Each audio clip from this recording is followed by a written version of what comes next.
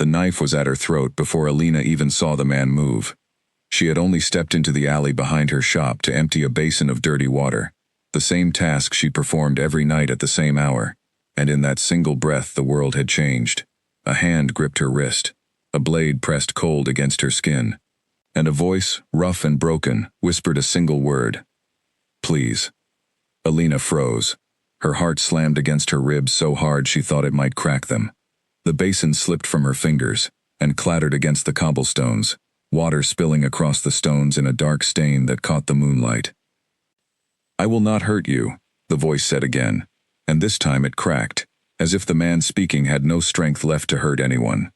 "I only need somewhere to hide, just for tonight."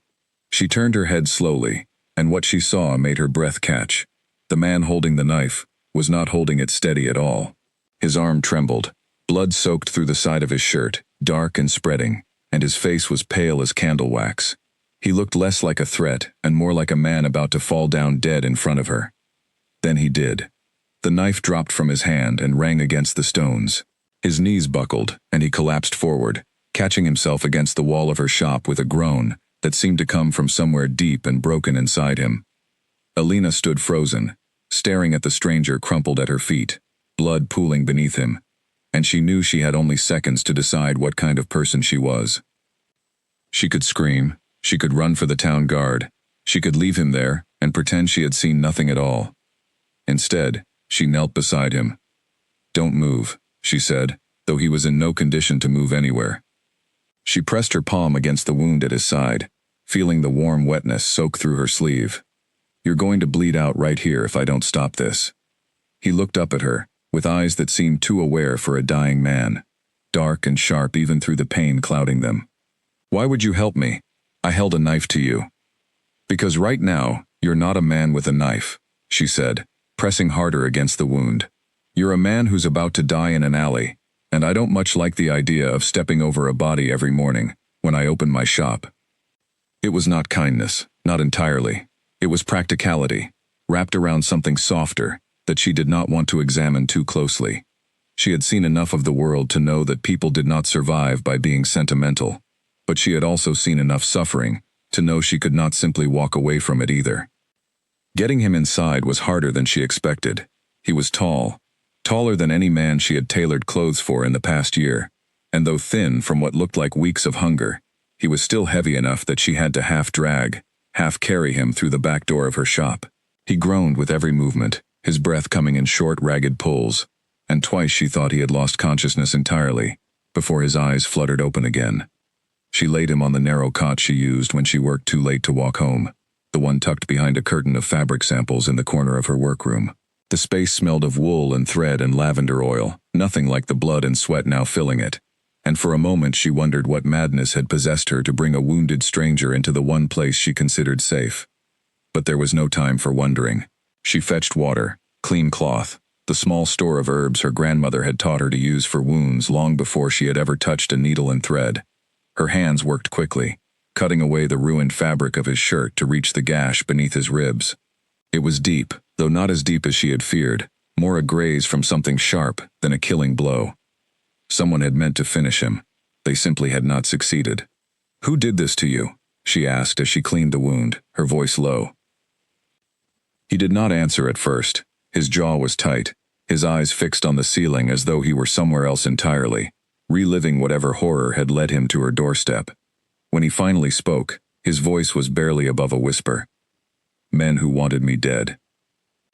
"That much I gathered," she said, threading a needle with steady hands, despite the tremor she felt building beneath her calm exterior. "I meant which men, and why. It would be safer for you not to know." Alina paused, needle poised above his skin, and studied his face properly for the first time. Even pale and drawn with pain, there was something in his features that did not match the ragged, filthy clothes he wore. His jaw was strong, his nose straight, and beneath the grime and blood his skin held none of the roughness of a man who had spent his life laboring in fields or streets. His hands, when she glanced at them, were calloused in strange places, not the calluses of farm work or blacksmithing, but something else entirely, something that reminded her, oddly, of the grip men used when training with swords. "You don't look like a beggar," she said carefully. Looks can be arranged, he replied, and there was the faintest ghost of dry humor in his voice despite the pain, as though even now, bleeding and hunted, he could not resist a small joke at his own expense.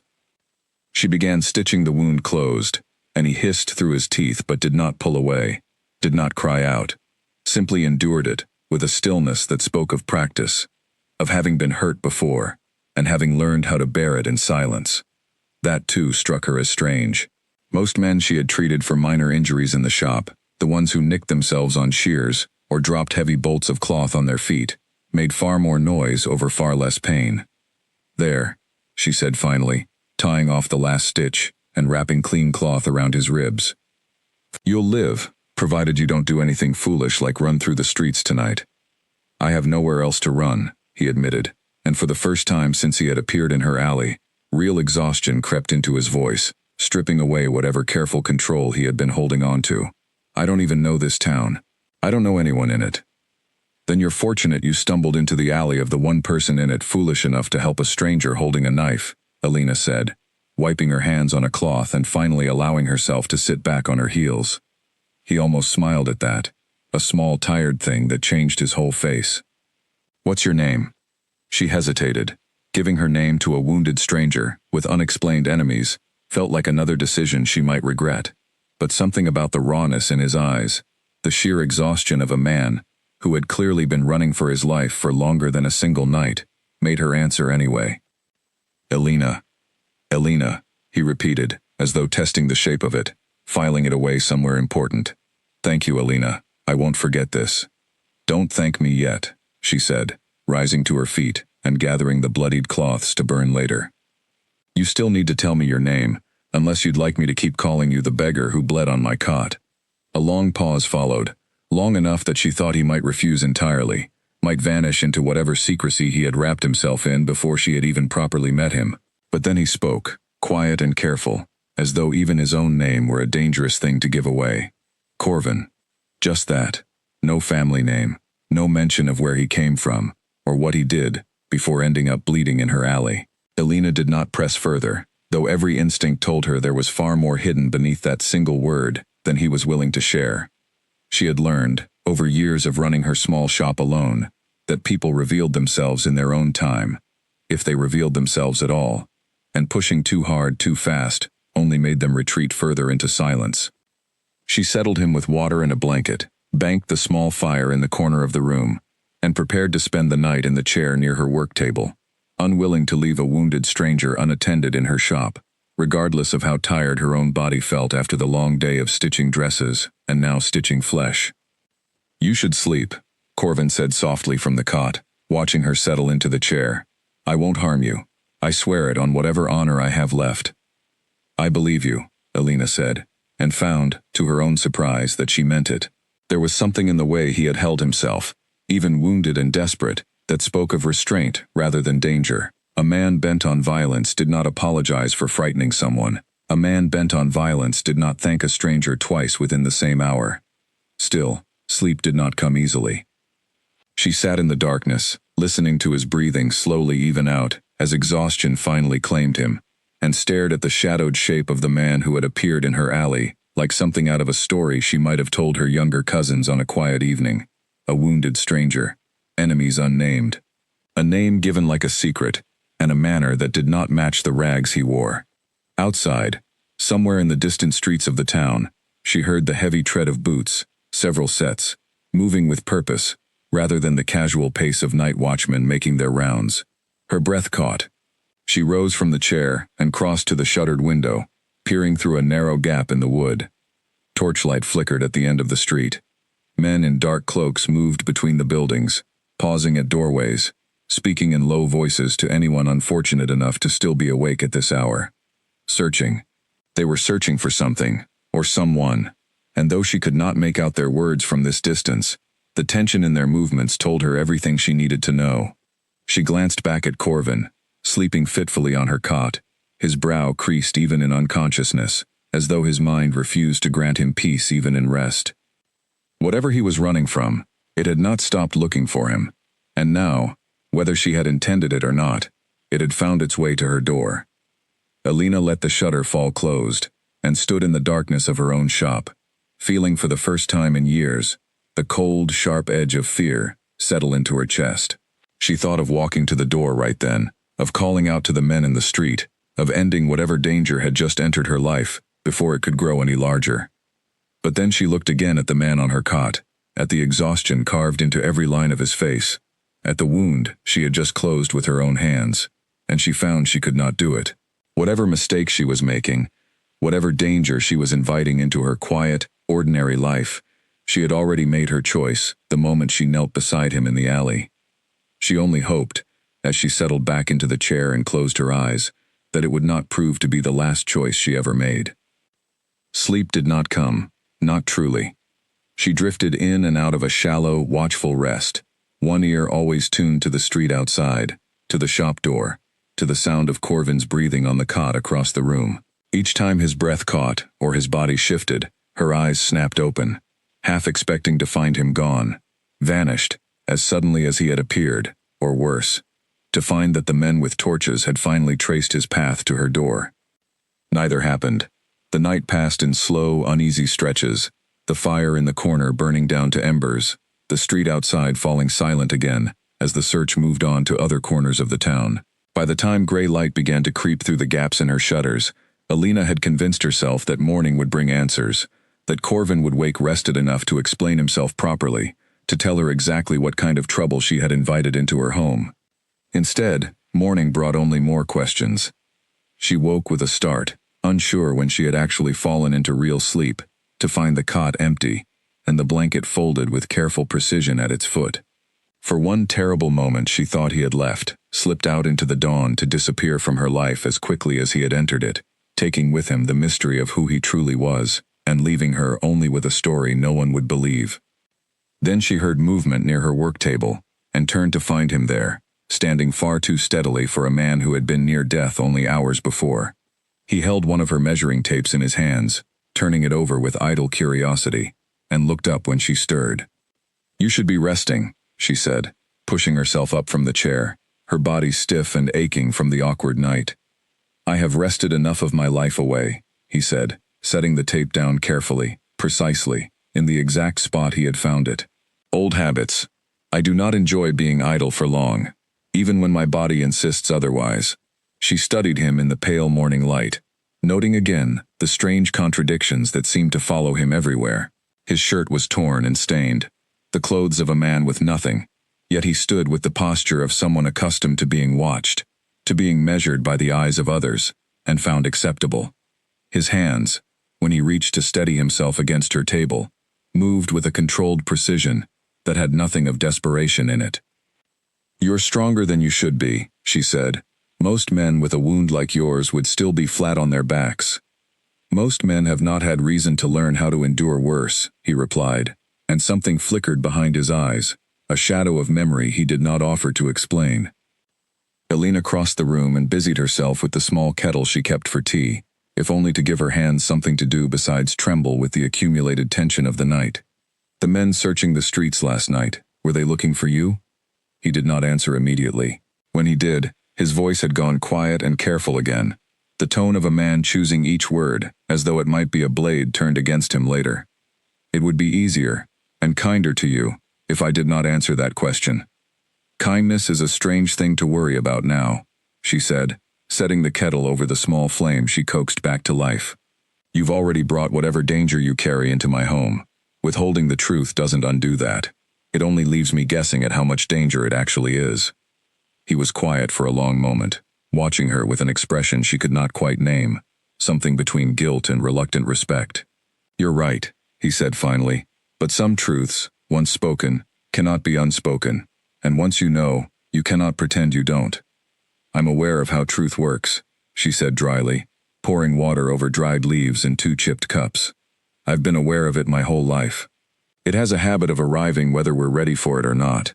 He almost smiled again at that, the same small, tired expression from the night before, and for a moment the tension between them eased into something gentler, something almost like the beginning of trust.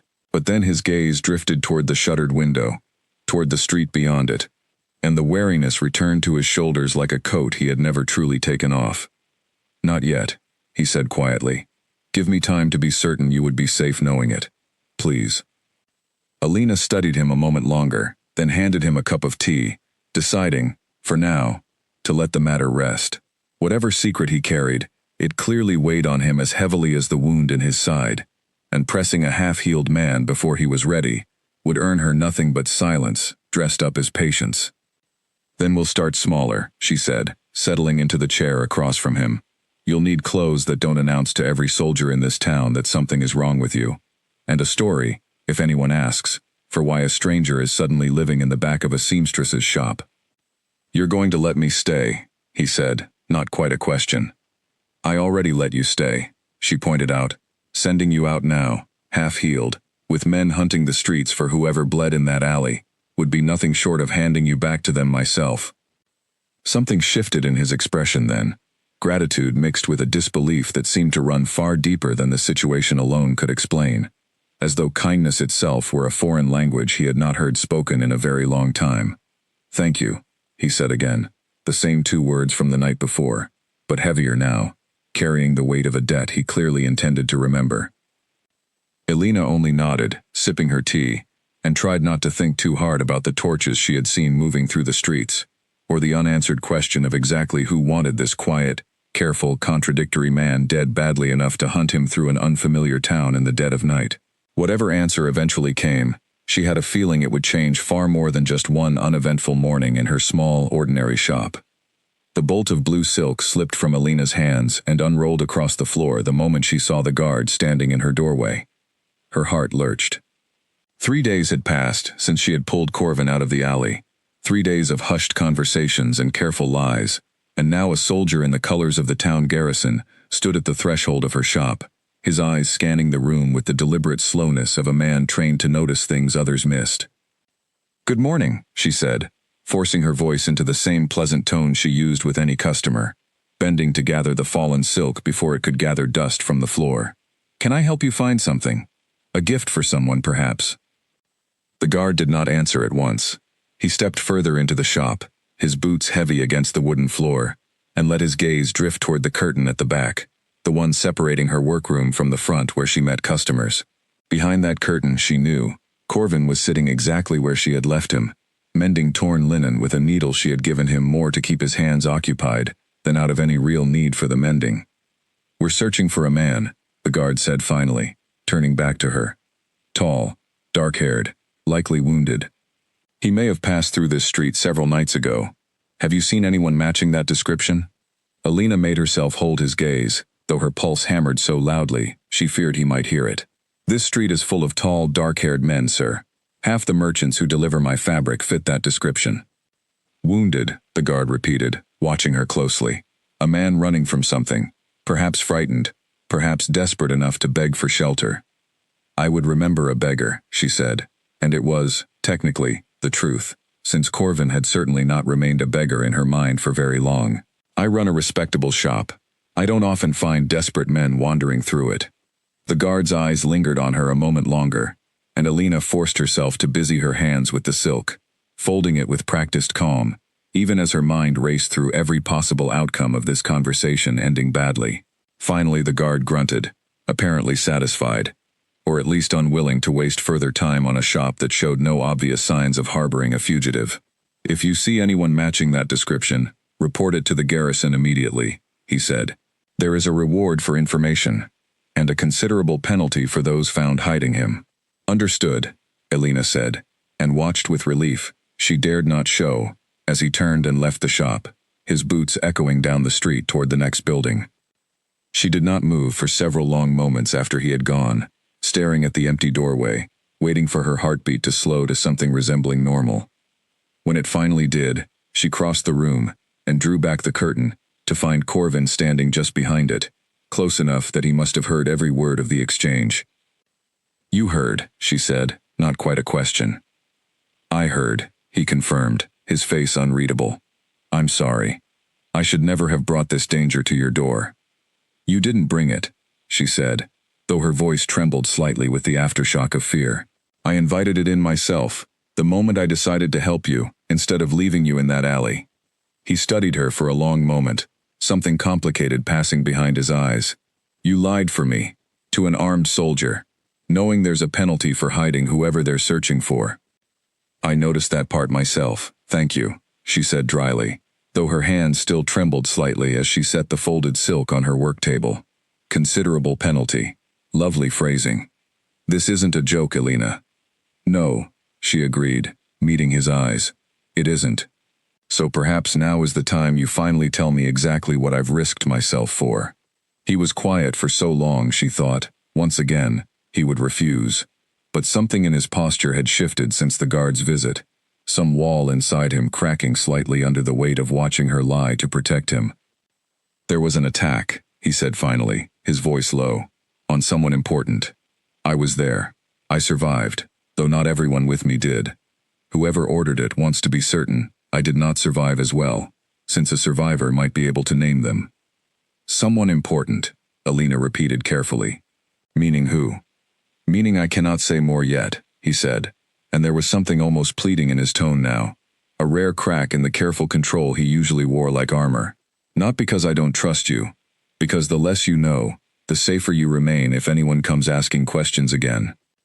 Elena wanted to press further, wanted to demand the full truth rather than these careful fragments he doled out like coins from a purse he feared emptying too quickly. But she also recognized, watching the strain in his shoulders, the way his jaw tightened around unspoken words, that pushing further would gain her nothing but his retreat into silence. Fine, she said instead, but you'll need to be more careful. That guard won't be the last one through my door, not with a reward offered for information. I know, he said. I should leave. Find somewhere else, somewhere that doesn't put you at risk. And go where? She asked, arching an eyebrow. Wounded, penniless, in a town you don't know, with soldiers searching every street? You'd last less than a day. He did not have an answer for that, because they both knew she was right. Whatever pride urged him to protect her by removing himself from her life, practicality held him firmly in place, at least for now. Then let me be useful, he said instead, changing course. I can't sit idle while you risk yourself lying to soldiers on my behalf. Give me work. Something to occupy my hands. Something that makes my presence here seem ordinary rather than suspicious. Elena considered this, studying the man before her, still healing, still hiding more than he shared, yet clearly unwilling to simply accept help without offering something in return. It was, she thought, an admirable quality, even if it complicated matters further. Can you sew? She asked, only half joking. I can learn, he said, with the same dry humor that had surfaced once or twice before, cutting through the tension between them. Though I suspect my stitches will be considerably less elegant than yours. They couldn't possibly be worse than some of the apprentices I've trained, she said, and found herself almost smiling despite everything. Over the following days, she gave him small tasks, sweeping the shop, hauling bolts of fabric, running minor errands that kept him visible enough to seem ordinary, but never so visible that he might be recognized by anyone searching too closely. He proved surprisingly capable, learning quickly, adapting to tasks that should have been unfamiliar to a man of unknown origin, with calloused hands, better suited to a blade than a broom. It was during one of these ordinary afternoons, as he helped her carry a heavy bolt of wool from her storeroom, that Elena noticed something that struck her as deeply strange. A customer, an older woman known through town for her sharp tongue and sharper opinions, entered the shop and immediately fell into a formal, almost reverent posture upon glancing toward the back of the room, where Corvin stood, before quickly correcting herself and pretending she had simply been admiring the fabric on display. Elena said nothing at the time, filing the moment away alongside the growing collection of small, unexplained details that did not fit the story of a simple beggar hiding from unnamed enemies. Later that evening, after the shop had closed and the street outside had settled into its usual quiet, she found Corvin sitting near the small fire, staring into the flames with the distant, troubled expression he wore whenever he thought no one was watching him closely. That woman today, Elena said, settling into the chair across from him, the one with the wool order. She looked at you as though she recognized you. Corvin's expression flickered, something guarded passing behind his eyes before he could smooth it away. I don't know her. That's not what I asked, Elena said gently but firmly. I asked why she looked at you the way one might look at someone far more important than a stranger sweeping a seamstress's floor. He was quiet for a long moment, the firelight casting shifting shadows across his face, making him look older, more burdened than she had yet seen him appear. "People sometimes see what they expect to see," he said finally, though the answer felt hollow even as he offered it, more deflection than explanation. "Corvin," she said his name carefully, deliberately, watching how he reacted to hearing it spoken aloud. "I've kept your secrets from a soldier, at considerable risk to myself. I think I've earned more honesty than half answers and deflections." He looked up at her then, and for a moment, something raw and unguarded passed across his features, something that looked almost like fear, though whether it was fear of the men hunting him, or fear of what the truth might do to whatever fragile trust had grown between them, she could not say. "Soon," he said quietly. "I promise you, soon, I will tell you everything, but not yet. Not until I'm certain revealing it won't put you in even greater danger than you already stand in." Alina studied him for a long moment, weighing the sincerity in his voice against her own growing frustration at being kept in the dark about the very danger she had chosen to shelter within her own home. In the end, she nodded, accepting, for now, the fragile boundary he had drawn around his secret. But as she rose to bank the fire for the night, she could not shake the growing certainty, settling deeper into her chest with each passing day, that whatever truth Corvin was protecting her from, it was far larger and far more dangerous than a simple matter of enemies wanting a beggar dead. Outside, somewhere in the quiet darkness of the town, the search continued, torches moving through unfamiliar streets, soldiers asking careful questions of anyone who might have seen a tall, wounded stranger pass through in the dead of night. And somewhere beyond the town itself, in halls and chambers Alina had never seen and could not yet imagine, powerful men waited anxiously for news of whether their carefully planned violence had truly succeeded, or whether the man they most needed dead still drew breath, hidden behind the humble walls of a seamstress's quiet shop. The following morning brought a different kind of trouble, one with no soldiers or torches attached to it, though it unsettled Alina almost as much. A young boy, no older than 10, came running into the shop, breathless, clutching a folded scrap of parchment that he thrust toward her before she could ask a single question. "A man gave me a coin to bring this," the boy said, already backing toward the door, as though eager to be rid of whatever burden the parchment carried. "Said to give it only to the seamstress, and only when no soldiers were near." Before Alina could ask anything further, the boy had vanished into the street, leaving her standing, with the folded parchment trembling slightly in her grip. She glanced toward the curtain separating her workroom from the front of the shop, then unfolded the note with careful fingers. The handwriting was elegant, far more refined than she would have expected from any simple messenger. The letters formed with the kind of precision usually reserved for official documents, rather than hurried notes passed through children in the street. It contained only a few lines, but they were enough to make her blood run cold. "We know he survived. We know he is somewhere in this town. Anyone found sheltering him will share his fate. This is your only warning." There was no signature, no mark to identify who had sent it, only the quiet, chilling certainty of a threat, delivered with the calm confidence of someone who did not need to raise their voice to be believed. Alina folded the parchment slowly, her hands unsteady, and carried it to the back of the shop where Corvin sat mending a torn sleeve, with the careful, deliberate stitches he had been practicing over the past several days. He looked up at her expression before she had even spoken, immediately setting aside the needle and rising to his feet. "What happened?" She handed him the note wordlessly, watching his face as he read it, watching the color drain from his already pale features, watching his jaw tighten with something that looked less like fear and more like cold, controlled fury. "They're closer than I realized," he said quietly, folding the parchment with careful precision, as though handling it gently might somehow lessen the danger it represented. "This isn't the garrison searching on official orders. This is someone working outside the law entirely. Someone willing to threaten an innocent seamstress to flush me out. Then we need to decide what to do," Alina said, forcing steadiness into her voice, despite the fear coiling tightly in her chest. "Staying here clearly isn't safe anymore, not with threats being delivered directly to my door."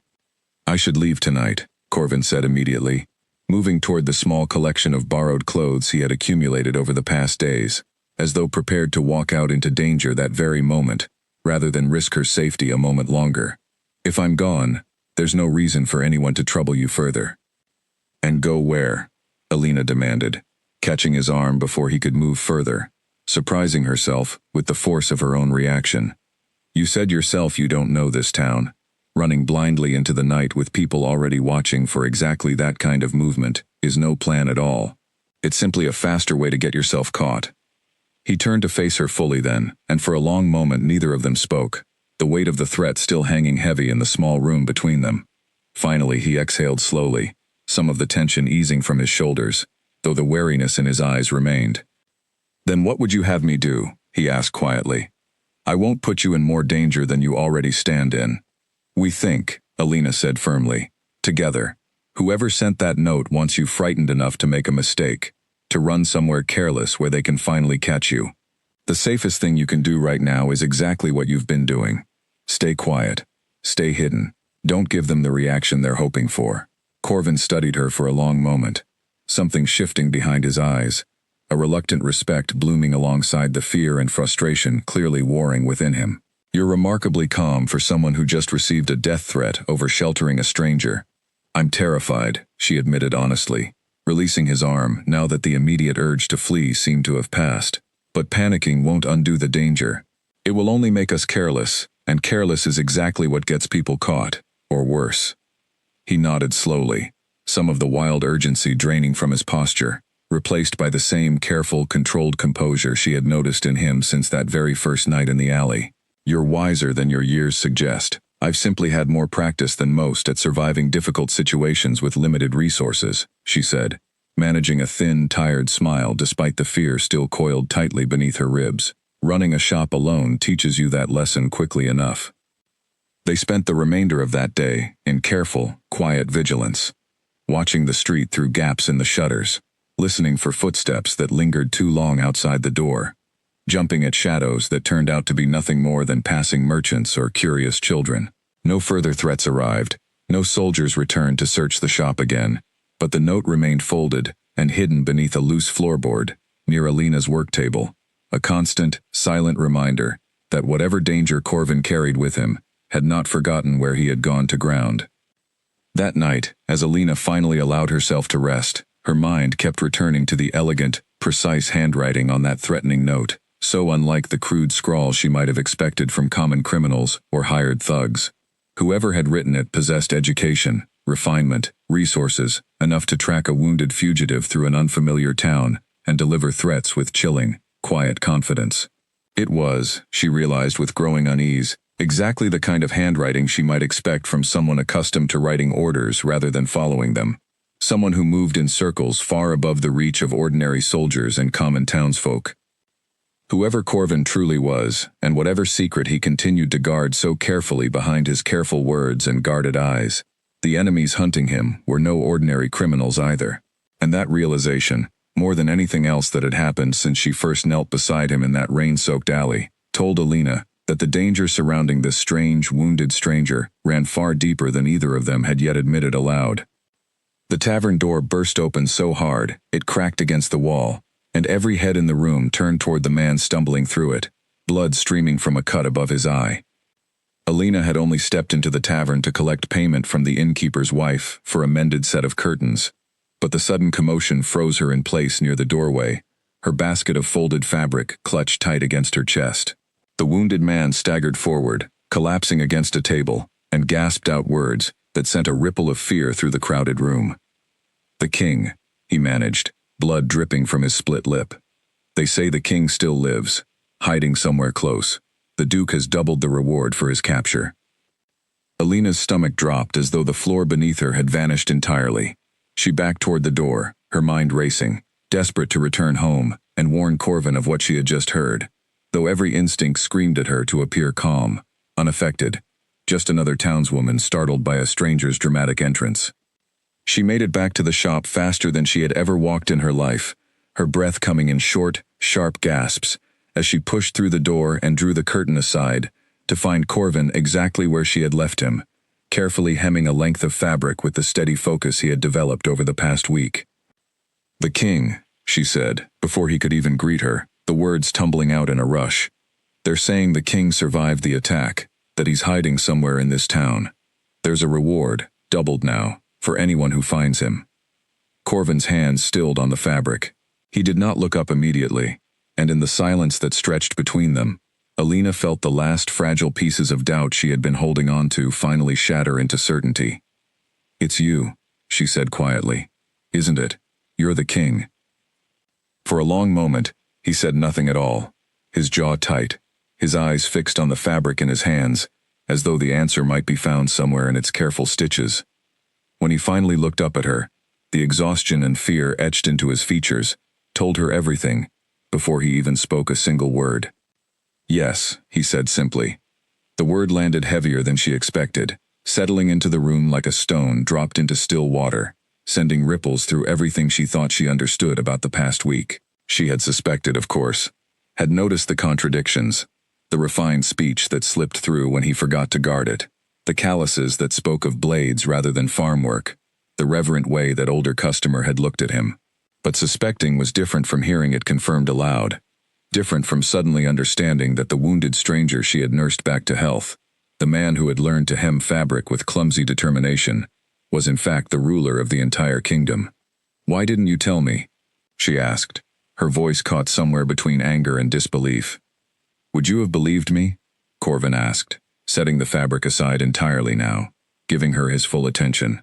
"A wounded beggar, bleeding in your alley, claiming to be your king? You would have thought me mad, or worse, dangerous." "I might have believed you," she said, though even as she spoke the words, she recognized the truth in his reasoning.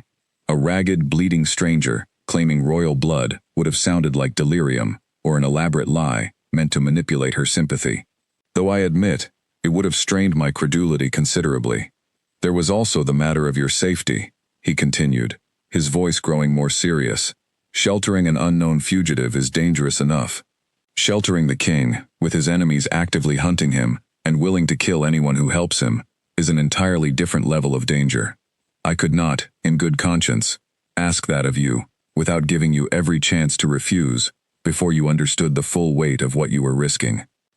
Elena sank slowly into the chair near her work table, her mind struggling to reconcile the careful, humble man who had spent the past week sweeping her floors and mending torn fabric, with the image of a king she had always imagined, distant and untouchable, glimpsed only from crowds during rare royal processions through the town square. "Tell me what happened," she said finally. "All of it. I think I've earned that much, at least." Corvin nodded slowly, and for the first time since she had known him, he spoke without careful hesitation, without the guarded pauses that had characterized every previous conversation between them. "There was a procession," he began, his voice low and measured, though pain colored every word. "A public appearance meant to reassure the kingdom after months of difficult harvests and growing unrest. My advisors insisted it was necessary, that the people needed to see their king remain strong and present, regardless of the hardships facing the realm." "And during this procession," Elena prompted gently, when he paused. "We were ambushed," he continued, his gaze distant now, lost in the memory. "Archers, positioned along the rooftops overlooking the square. My personal guard fell within moments, cut down before they could even raise their shields properly. I was struck, though not fatally, and in the chaos that followed, I managed to escape through a side passage my father had shown me as a child, one few people beyond the royal family even know exists." "Your father," Alina repeated softly.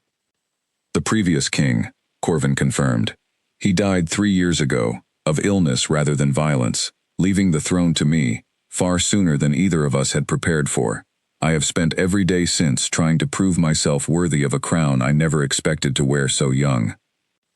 Elena studied him, seeing now, with new eyes, the weight he carried, not merely the physical wound she had stitched closed, but something far heavier, the burden of a young king thrust into power before he felt ready, now hunted by enemies within his own court. "Who ordered the attack?" she asked. "You said you didn't know." "I have suspicions," he admitted. "But suspicion is not proof, and accusing the wrong person, particularly one with power and influence, could tear the kingdom apart even further than it already has been. I need certainty before I act. Which is precisely why I could not simply return to the palace the moment I escaped the ambush. If the traitor sits close to the throne, returning too soon, before I understand the full scope of the conspiracy, could mean walking directly back into a second attempt, one they would ensure succeeded completely this time. "So you fled instead," Alina said. "Hid in an alley. Nearly died there, until I happened to step outside at exactly the wrong, or perhaps right, moment." "Nearly died several times over, if I'm honest," Corvin said, a ghost of dry humor returning to his voice despite the gravity of their conversation. "First from the wound itself, and quite possibly a second time from the shock of a seamstress agreeing to help a man holding a knife to her throat, rather than screaming for the guard. Despite everything, despite the enormity of what she had just learned, Alina felt the corner of her mouth twitch upward slightly. "I've asked myself daily whether that was wisdom or simple foolishness. I remain deeply grateful either way," he said, and the sincerity in his voice erased whatever lingering humor had colored the moment before. "Alina, I understand if learning this changes things between us. If you wish for me to leave now, tonight, I will go without argument. You did not sign on to shelter a king, nor to become entangled in a conspiracy that could easily end your life alongside mine." She considered his words carefully, weighing the fear that had settled deep in her chest against the strange, undeniable loyalty that had grown during the past week of shared meals, quiet conversations, and small moments of unexpected trust. The man before her was not merely a king now, an abstract figure glimpsed from a distance during royal processions. He was Corvin, the man who had learned to hem fabric with clumsy determination, who had defended her honor, without hesitation, against a threatening merchant, who thanked her sincerely for kindnesses most nobility would consider beneath their notice entirely. "You're not leaving," she said finally, her voice steady despite the enormity of what she was agreeing to. "Not tonight. Not until we understand exactly who orchestrated that ambush, and not until it's safe for you to reclaim what's rightfully yours." "Alina, the danger only grows the longer I remain hidden," he said, though something in his eyes suggested relief rather than argument at her decision. "The danger already exists," she countered. "Whether you stay here, or run blindly into the night, changes little, except how carelessly you face it. I would rather help you face it wisely, than watch you throw yourself into further danger, out of some misplaced sense of protecting me from a threat that already found its way to my door regardless." He studied her for a long moment, something profound shifting in his expression, gratitude and disbelief, and something else entirely, something warmer and more complicated, that neither of them addressed directly in that moment. "Then we face it together," he said quietly. "Whatever comes next." Alina nodded, though even as she agreed, a cold weight settled into her stomach at the knowledge of exactly how much larger this danger had suddenly become. She was no longer simply hiding a wounded stranger from unnamed enemies. She was hiding a king, from a conspiracy that reached, quite possibly, into the very halls of his own court, and the doubled reward now offered for his capture meant that every stranger passing through town, every curious glance from a customer, every soldier patrolling the streets, now carried the potential to end everything they had built over the past careful, uncertain week. Outside, the town continued its ordinary business, unaware that the king it whispered about in frightened, hopeful tones was hiding just behind the curtain of a small seamstress shop, learning to hem fabric while he waited for the courage and the certainty to reclaim the throne that conspiracy had nearly stolen from him entirely. That night, after the shop had closed and the last curious voices had faded from the street, Alina found herself unable to settle into rest, her mind turning over everything she had learned. She sat near the small fire, watching the flames, while Corvin remained quiet across from her, his gaze distant, clearly wrestling with burdens far heavier than the modest room could hold. "Tell me about him," she said finally, breaking the silence. "Your father, the king before you." Corvin's expression softened at the question, something almost wistful passing across his features. He was patient in a way I have never quite managed to be. He believed that a good ruler listened more than he spoke, that the loudest voice in a room was rarely the wisest one. "I spent my childhood following him through the palace, watching him settle disputes between farmers and nobles alike with the same careful attention, as though every person who came before him mattered equally, regardless of their station." "That sounds like a difficult example to follow," Alina said gently. "It is," Corvin admitted, "especially when the very people who should be upholding his legacy are instead plotting to end mine before it has properly begun." I keep asking myself what he would have done, faced with betrayal from within his own court, and I find I do not have an answer. He never had to face anything quite like this, not in all his years on the throne. Perhaps that means you're meant to find your own answer, Alina offered, rather than simply following in his footsteps. Corvin looked at her then, something like surprise flickering behind his eyes, as though the thought had not occurred to him in quite those terms before. You speak with more wisdom than most of the advisors who surround me at court, and you've never set foot inside the palace walls. I've simply had different teachers, she said, a faint smile touching her lips. My grandmother used to say that wisdom rarely cares where it grows. It can bloom in a palace garden or a seamstress's back room, just as easily. He studied her for a long moment, the firelight casting warm shadows across his face, softening the exhaustion and worry that had settled there since the moment of his confession. Your grandmother sounds like she was a remarkable woman. She was, Alina said quietly. She raised me after my parents passed, taught me everything I know about needle and thread, and about surviving in a world that doesn't always make survival easy for those without power or wealth behind them. Then perhaps that is exactly the wisdom this kingdom needs more of, Corvin said, his voice thoughtful. Too many at court have never known hunger, or loss, or the particular struggle of building something from nothing, through nothing but stubborn effort and careful hands. Perhaps that is part of what has gone wrong, that those making decisions for the whole kingdom have forgotten what it means to actually live within it. Alina considered his words carefully, recognizing in them not merely idle conversation, but the genuine reflection of a young king, grappling with the weight of responsibilities he had never fully anticipated inheriting so soon. Whatever else she had learned about him this night, one truth had become abundantly clear. Whatever conspiracy had tried to end his life, it had not succeeded in hollowing out whatever decency remained at his core. We should discuss what comes next, she said eventually, pulling the conversation back toward practical matters, however much she might have preferred to continue their quieter exchange. You mentioned suspicions about who orchestrated the ambush. Perhaps it's time you shared them with me, so we can decide together how best to proceed.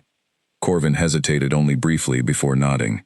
There is a duke, close to my father's inner circle, who has grown increasingly vocal in recent months about what he calls necessary reforms, reforms that would shift considerable power away from the crown and toward the council of nobles he leads. I dismissed his complaints as simple political maneuvering, the kind every young ruler faces from ambitious men, eager to expand their own influence. But looking back now, I recall he was notably absent from the procession that day, citing illness that several of my advisors found curious at the time, though none pressed the matter further. A duke with motive and opportunity, Alina said slowly. That seems like more than mere coincidence. It might be, Corvin agreed. Or it might be exactly what someone else wants me to believe, a convenient scapegoat, while the true conspirator remains hidden entirely. That is precisely why I dare not act on suspicion alone. Accusing the wrong man, particularly one with the duke's influence and following among the nobility, could fracture the kingdom every bit as thoroughly as the assassination attempt itself, perhaps even hand the true conspirators exactly the chaos they were hoping to create in the first place. Alina nodded slowly, understanding now the careful, deliberate caution he had shown since that very first night in the alley, the reluctance to reveal too much too quickly, the fear of trusting even those who seemed to offer help freely. It was not merely fear for his own life that had kept him silent. It was the weight of an entire kingdom's stability, resting on decisions he could not afford to make carelessly. Then we gather proof, she said firmly, carefully, quietly, before you ever consider confronting anyone directly. And until we have it, you remain exactly what you've been this past week. A quiet stranger, learning to mend fabric in the back of an ordinary seamstress's shop. Corvin looked at her with something like wonder in his expression, as though her steady, practical resolve in the face of everything she had just learned continued to surprise him at every turn. You continue to astonish me, Alina. I continue to astonish myself, she admitted, managing a tired smile despite the enormous weight now settled firmly across both their shoulders.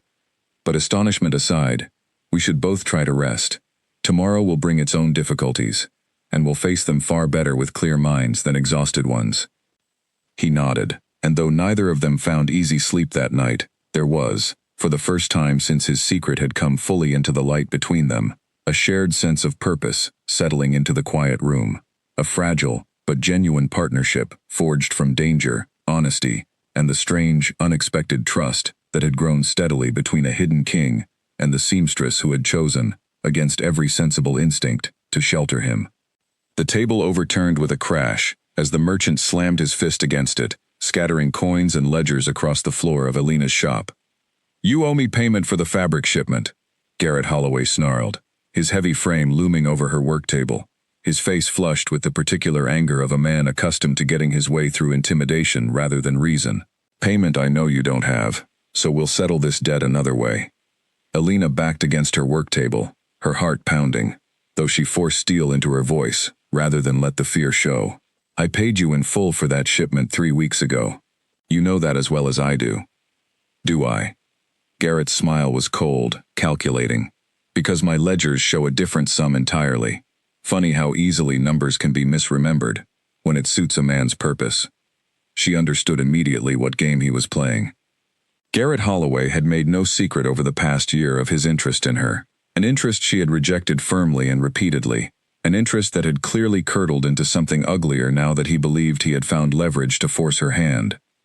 "Marry me," he said, confirming her suspicion aloud, "and this debt disappears entirely. Refuse, and I'll see you dragged before the magistrate for theft, your shop seized to cover what you owe." "I owe you nothing," Alina said, though her voice trembled slightly, despite her best efforts to sound unafraid. "That's not what the magistrate will see when I present my ledgers," Garrett said, stepping closer, close enough that Alina could smell the sour wine on his breath. "A woman alone, running a shop with no husband to vouch for her honesty. Who do you imagine he'll believe, you or a respected merchant with proper records?" Before Alina could respond, the curtain at the back of the shop was pulled aside, and Corvin stepped through it, his expression carrying a calm authority that seemed entirely at odds with the humble clothes he wore and the broom he had been holding only moments before. "The lady says the debt is settled," Corvin said, his voice quiet, but carrying an unmistakable weight of command that made Garrett's confident sneer falter slightly.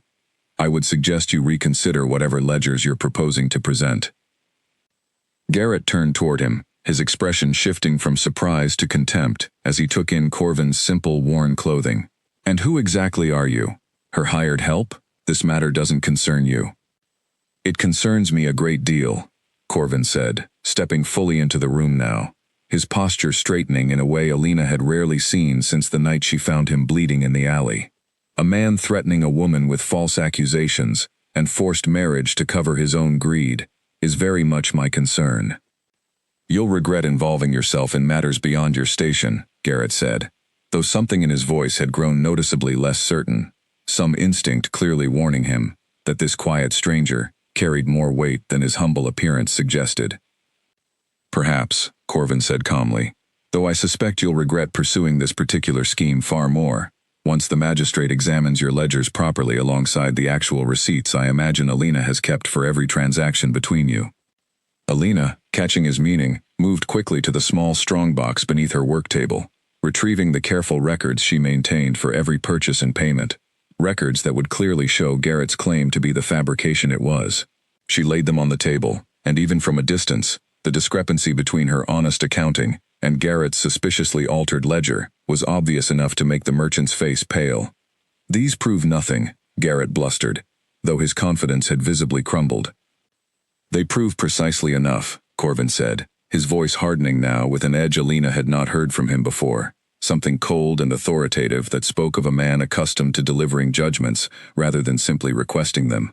"I would suggest you leave, Master Holloway, and reconsider any further attempts to threaten this shop or its owner. Should you persist, I promise you, the consequences will extend far beyond a simple dispute over fabric payments." Something in his tone, in the sheer unshakable certainty behind his words, seemed to finally break through Garrett's bluster entirely. The merchant gathered his scattered ledgers with hands that trembled slightly, casting one final, uncertain glance at Corvin, before retreating from the shop without another word, the door swinging shut behind him, with considerably less force than his entrance had carried. Alina let out a long, shaking breath, sinking onto the stool near her work table. "Thank you," she said quietly. "I don't know what I would have done if you hadn't stepped in." "You would have handled him," Corvin said, though his eyes remained fixed on the door, watchful, alert, as though expecting Garrett's return at any moment. "You've handled far worse threats than a greedy merchant this past week alone." "Perhaps," she said, "though I admit, his particular threat felt considerably more personal than the previous ones." Corvin turned back to her then, something gentler replacing the hard authority that had colored his voice moments before. "Has he troubled you before, beyond today?" "He's made his interest known for the better part of a year," Alina admitted. "I've refused him each time, though I suspect today's scheme means he's grown tired of waiting for me to reconsider." Something flickered across Corvin's expression, an emotion she couldn't quite name, protective and troubled all at once. "You should have told me sooner. I could have." "Could have what?" she interrupted gently. "Revealed yourself as king to intimidate a local merchant into leaving me alone? That seems like a rather significant risk for a problem I was managing well enough on my own." "Perhaps," he conceded. "Though watching him threaten you today, I confess the temptation to reveal considerably more than I intended was quite strong." Alina studied him for a moment, noting the genuine concern etched into his features, concern that went beyond simple gratitude for her earlier kindness, something that felt, increasingly, like something deeper growing quietly between them despite the danger surrounding both their lives. "You handled it well enough without revealing anything," she said, "though I confess, I hadn't expected quite that tone of authority from a man who spent the past week learning to sweep floors." "Old habits surface at inconvenient times," he said, a faint, rueful smile touching his lips. "I've spent considerable effort trying to appear ordinary. It seems threats against you undo that effort rather quickly." "I'll try not to attract further threats then," she said dryly, though warmth colored her tone, despite the lingering fear from the confrontation. "For the sake of your disguise, if nothing else." They worked in comfortable silence for the remainder of the afternoon, Corvin returning to his mending with renewed focus, though Alina noticed him glancing toward the door more frequently than usual, as though Garrett's threat had heightened whatever protective instinct had already been quietly building within him. When evening finally settled over the shop and the last customers had departed, she found herself studying him across the small fire they had grown accustomed to sharing each night. "May I ask you something?" she said. "Always," he replied, setting aside the fabric in his hands. "Before all this," she said carefully, "before the ambush, before hiding here, were you happy? As king, I mean. Was it a life you wanted, or one simply given to you?" Corvin considered the question for a long moment, his expression thoughtful rather than guarded, a shift she had noticed growing steadily since his confession several days before. "I don't know that happiness was ever the measure I applied to it," he said finally. "It felt more like duty, a debt owed to my father's memory, and to the people who depend on the crown for stability. I cannot recall a single day since his death, where I felt the freedom to simply exist, rather than perform the role expected of me."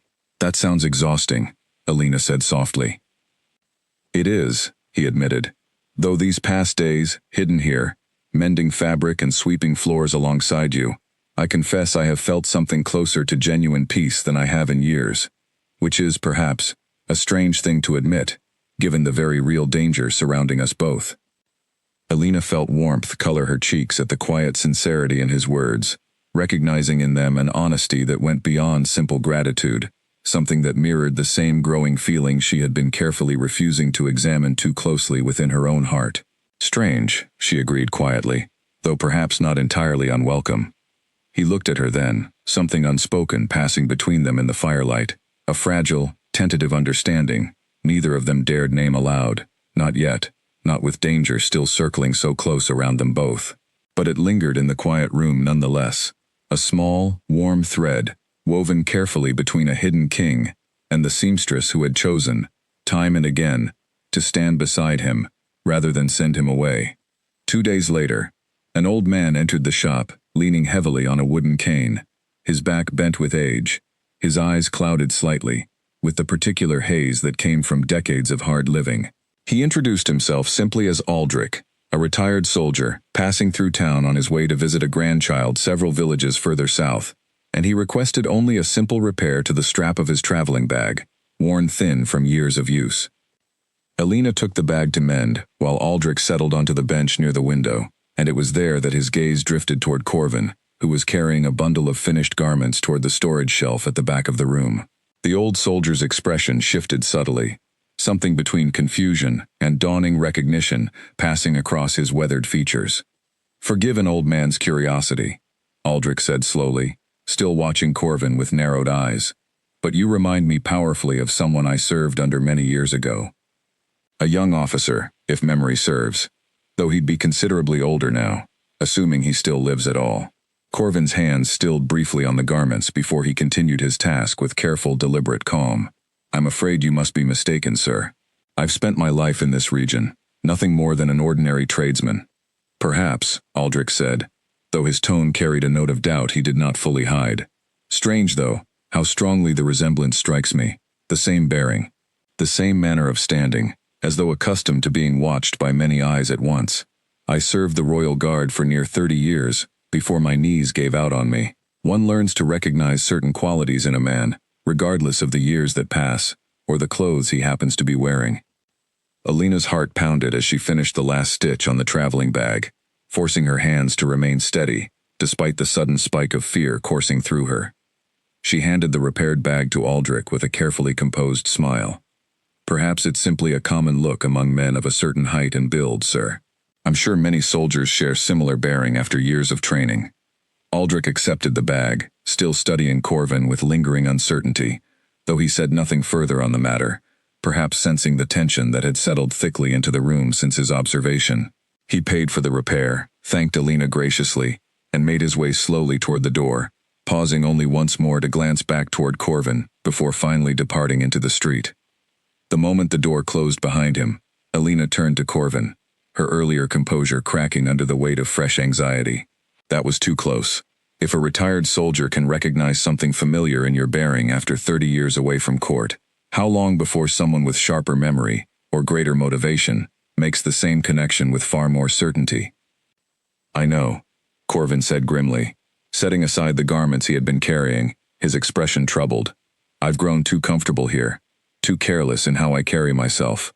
I need to be more deliberate about masking the habits ingrained in me since childhood."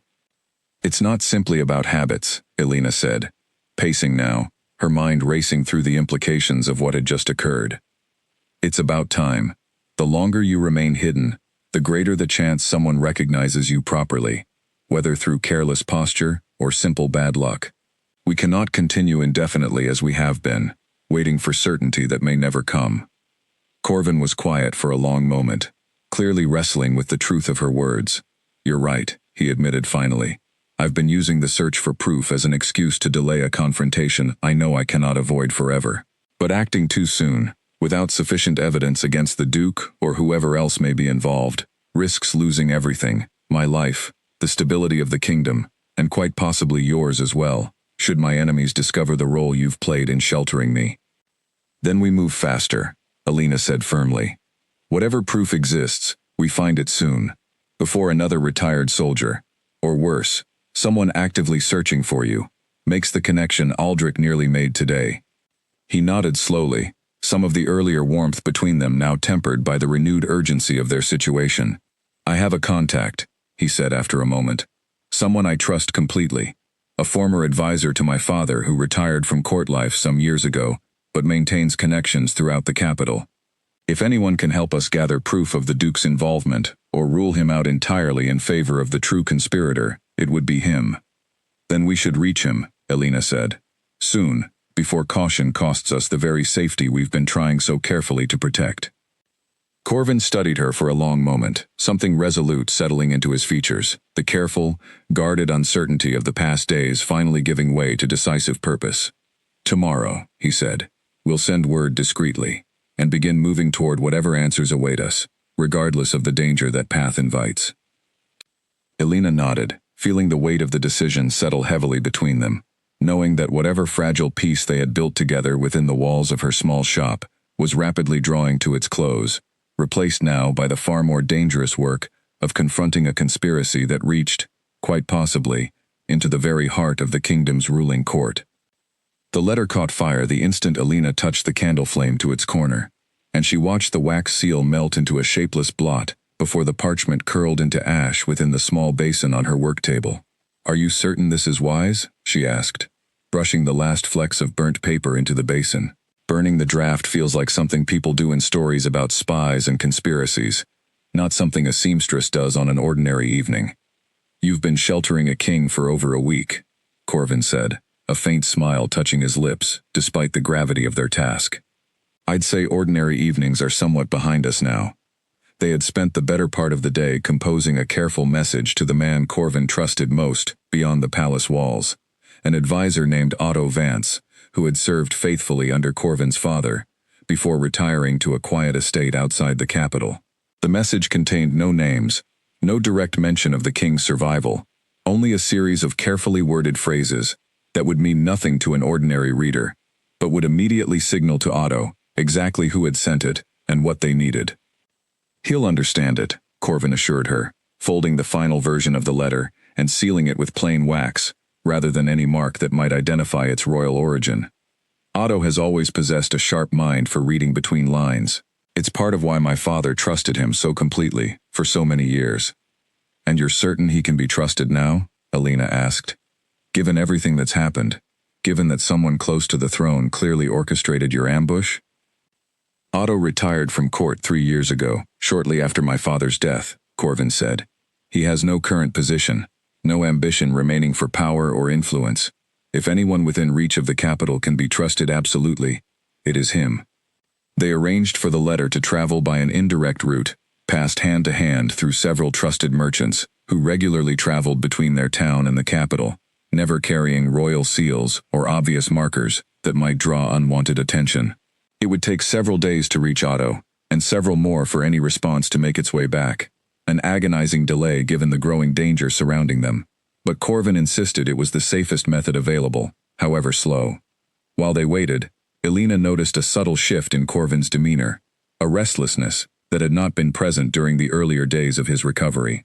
He paced more frequently, studied the street through gaps in the shutters with heightened vigilance, and grew quieter during their evening conversations, his mind clearly occupied with calculations she was not fully privy to. "You're worried," she observed one evening, watching him stare into the fire without truly seeing it.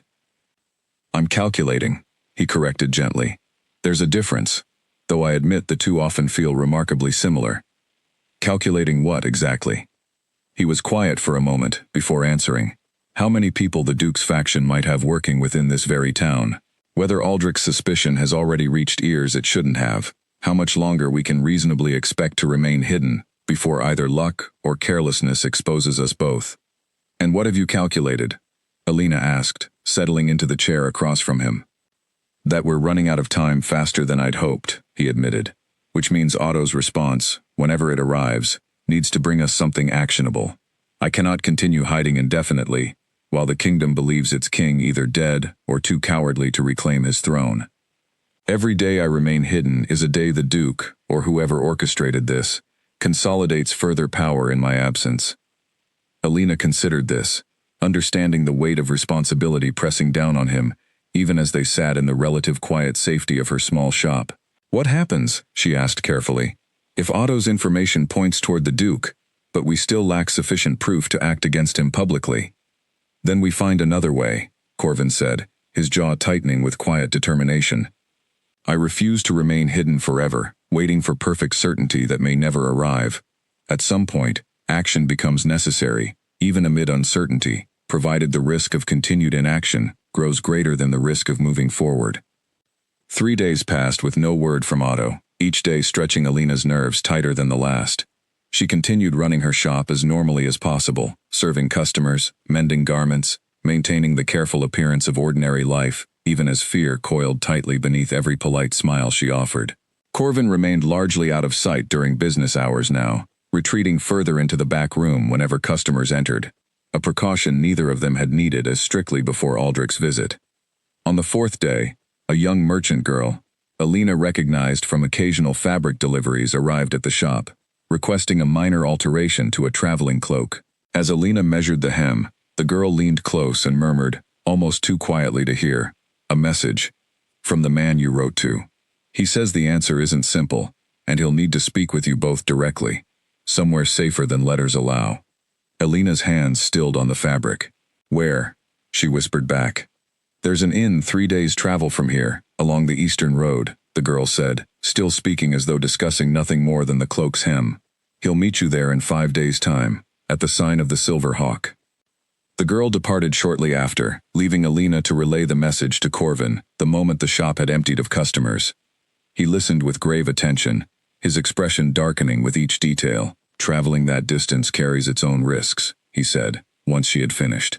But if Otto insists on meeting directly, rather than trusting further written messages, it likely means what he's discovered is too dangerous, or too significant, to commit to paper at all. Then we go, Alina said simply. Alina, traveling with me carries considerable danger, Corvin said, his voice serious. If we're recognized on the road, or if the Duke's faction has agents watching the routes toward the capital, the consequences could be severe, for both of us. I'm aware of the danger, she said steadily. I've been aware of it since the night I found you bleeding in my alley.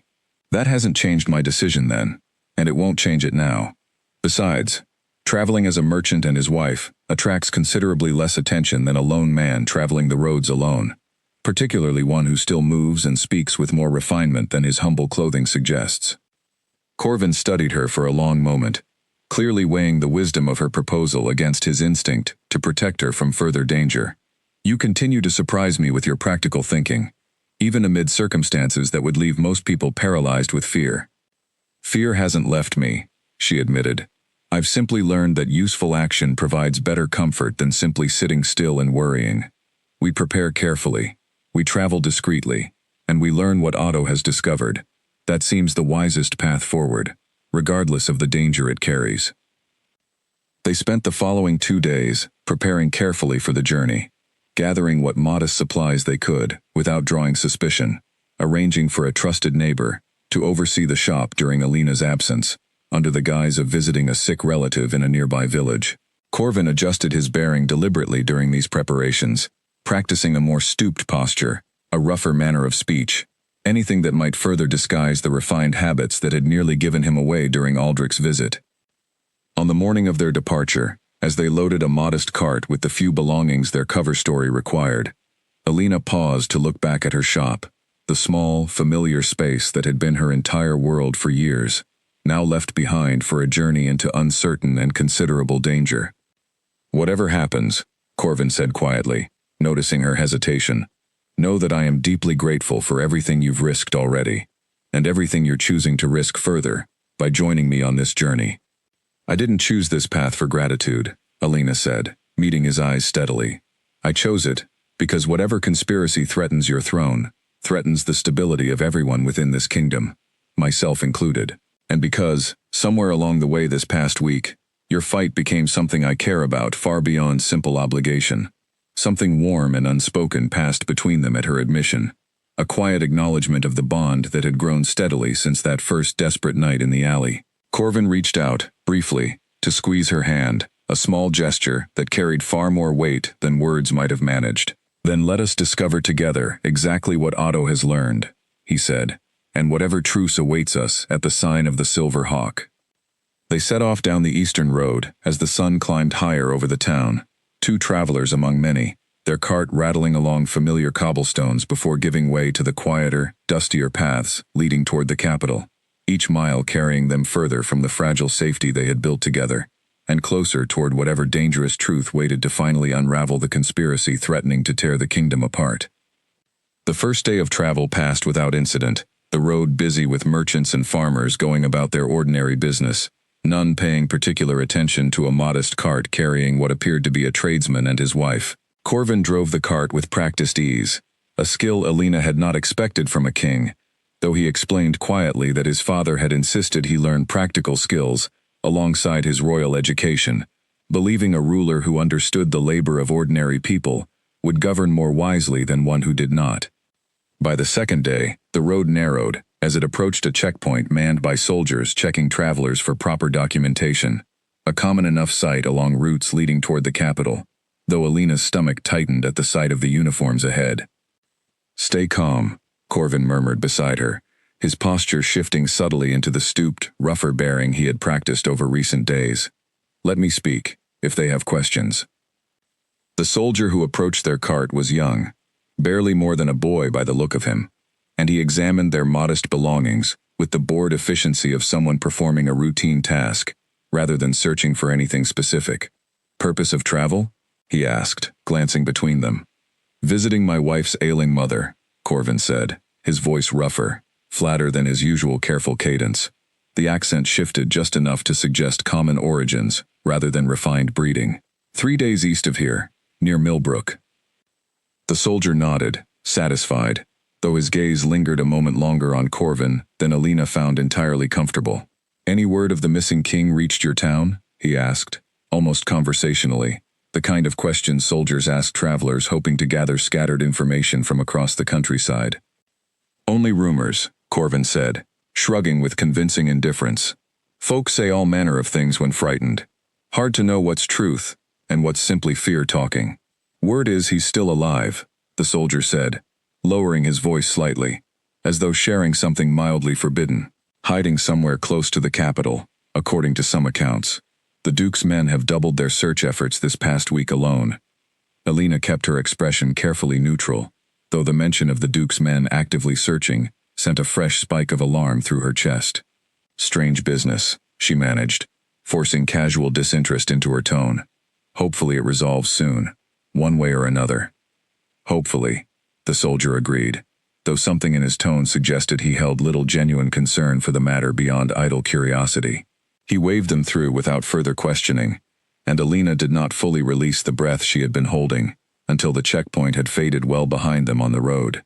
"The Duke's men," she said quietly, once they were alone again, amid the quiet countryside.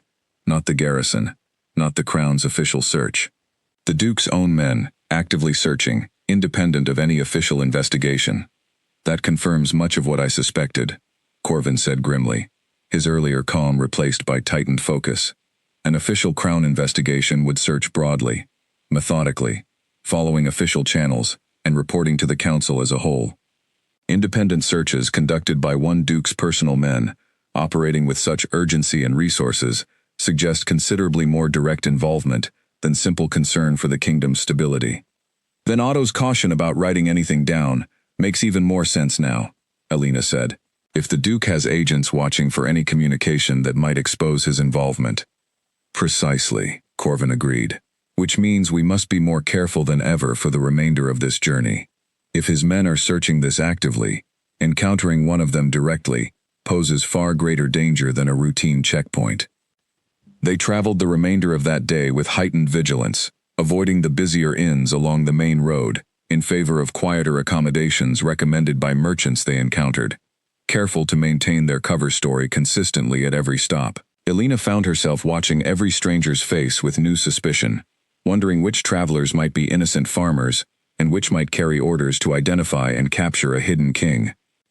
That night, as they settled into a small, unremarkable room above a quiet tavern, Corvin remained near the window, long after Alina had settled onto the narrow bed provided, watching the darkened road below with careful attention. "You should rest," she said softly. "Watching the window all night won't make the journey any safer, only leave you exhausted for what awaits us tomorrow." "I find it difficult to rest," he admitted, though he finally moved away from the window, settling onto the floor near the door, rather than claiming any share of the bed, a quiet gesture of respect she had noticed him maintaining consistently throughout their careful arrangement of shared spaces. "Every mile closer to Otto brings us closer to answers, but also closer to whatever danger the Duke's men represent. I confess, the weight of that uncertainty makes rest elusive." "Then let me sit with you a while," Alina offered, moving to join him near the door, drawing her blanket around her shoulders against the evening chill. "Perhaps company makes the waiting easier, even if it doesn't make the danger any smaller." They sat together in comfortable silence for a long while, the quiet companionship offering its own small comfort against the considerable uncertainty awaiting them further along the road. Eventually, exhaustion claimed them both, Alina drifting to sleep, with her head resting lightly against his shoulder, and Corvin, for the first time since their journey began, finally allowing himself the rest his body had been demanding all day, comforted, if only briefly, by the steady presence of the woman who had chosen, again and again, to stand beside him through every danger this conspiracy had thrown across their path. The silver hawk sign creaked overhead in the evening wind, and beneath it, a hooded figure gripped Alina's arm, so suddenly she nearly cried out, before recognizing the familiar, careful voice beneath the hood. "Not here," the man murmured urgently. "Eyes everywhere along this road. Follow me quietly, both of you, and say nothing until we're inside." Corvin's hand found Alina's shoulder, a silent reassurance, as they followed the hooded figure through a side entrance of the inn, rather than the main door, down a narrow corridor, and finally into a small private room, where a single candle burned low on a modest table. Once the door had closed firmly behind them, the man lowered his hood, revealing weathered features and sharp, intelligent eyes that studied Corvin with immediate, unmistakable relief. "Your Majesty," Otto Vance said, his voice thick with emotion, bowing his head briefly, despite his obvious age and the stiffness in his joints. "I feared, when the ambush was first reported, that we had lost you entirely. Seeing you alive brings more relief than I can properly express." "Otto," Corvin said warmly, clasping the older man's hand firmly, "your caution in arranging this meeting, rather than trusting written words, proves wise. This is Alina, without whose courage and care I would not have survived the days following the ambush." Otto turned to her, offering a respectful nod despite the gravity clearly weighing on him. "Then the kingdom owes you a debt it may never properly know to repay, my lady. Please, sit, both of you. What I've discovered these past days cannot wait longer to be shared, and I fear it will trouble you both considerably." They settled around the small table, and Otto drew a folded packet of papers from beneath his cloak, his hands trembling slightly, whether from age or from the weight of what he carried, Alina could not say. "I began investigating quietly the moment word reached me that you might have survived," Otto said, unfolding the papers carefully. "I focused first on the Duke, as your message suggested, examining his movements, his correspondence, anything that might confirm or dismiss his involvement in the ambush." "And what did you find?" Corvin asked, leaning forward with tense anticipation. "The Duke is guilty of many things," Otto said slowly. "Ambition, arrogance, a hunger for greater influence than his current position affords him. But guilty of orchestrating your assassination, I no longer believe he is." Corvin's brow furrowed with confusion and frustration. "Then who?" Otto hesitated, his expression grave, before finally spreading the papers across the table, revealing correspondence bearing a seal Alina did not recognize, but which caused Corvin's face to drain of color the instant he saw it. "Chancellor Perrin," Corvin said, his voice hollow with disbelief. "My father's most trusted advisor, the man who guided me through my first year as king, who I trusted beyond almost anyone at court. I found these letters hidden within correspondence, the Chancellor believed destroyed," Otto said quietly. "They detail payments made to mercenaries several weeks before the procession, arrangements for archers positioned along specific rooftops, and most damning of all, instructions ensuring your personal guard would be thinned along one particular route through the square, the very route ultimately chosen for the procession." Alina watched Corvin's hands clench into fists atop the table, his entire body rigid with a fury she had not yet witnessed from him, not even during the confrontation with Garrett weeks before. "Why?" he asked, his voice tight with barely controlled emotion. "What could he possibly gain from my death that he did not already possess through his position at court?" "Power without accountability," Otto said grimly. "As Chancellor, Perrin wields tremendous influence, but always beneath the shadow of the crown's ultimate authority. Your father kept him in check throughout his reign, and I suspect Perrin chafed considerably under those limits, particularly as your father's health declined, and Perrin grew accustomed to handling more matters of state directly. With your father gone, and you newly crowned, inexperienced, still finding your footing, Perrin likely calculated that your death would create sufficient chaos for him to seize far greater control, perhaps even installing a distant, more pliable relation on the throne, while retaining true power firmly within his own hands.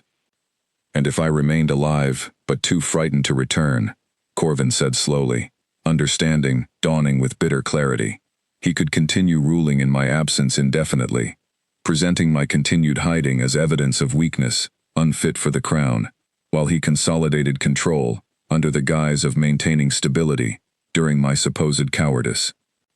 Precisely, Otto confirmed, which is exactly why the search for you has grown so aggressive these past days, why the reward has been doubled, why his personal agents comb every town within reasonable distance of the capital.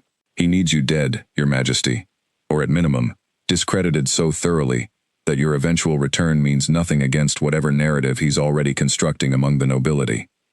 Alina, who had remained quiet through most of this exchange, finally spoke. What narrative would that be?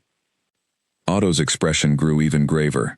Whispers have already begun circulating through certain circles at court, carefully seated I now believe by Perrin himself, suggesting the king fled the ambush out of cowardice rather than necessity, abandoning his guard to save himself while making no effort to return and restore order. Should you resurface now, Your Majesty, without sufficient proof against Perrin, you may find considerable doubt already sown against your character, doubt that could fracture support among the nobility, precisely when you need it most united behind you.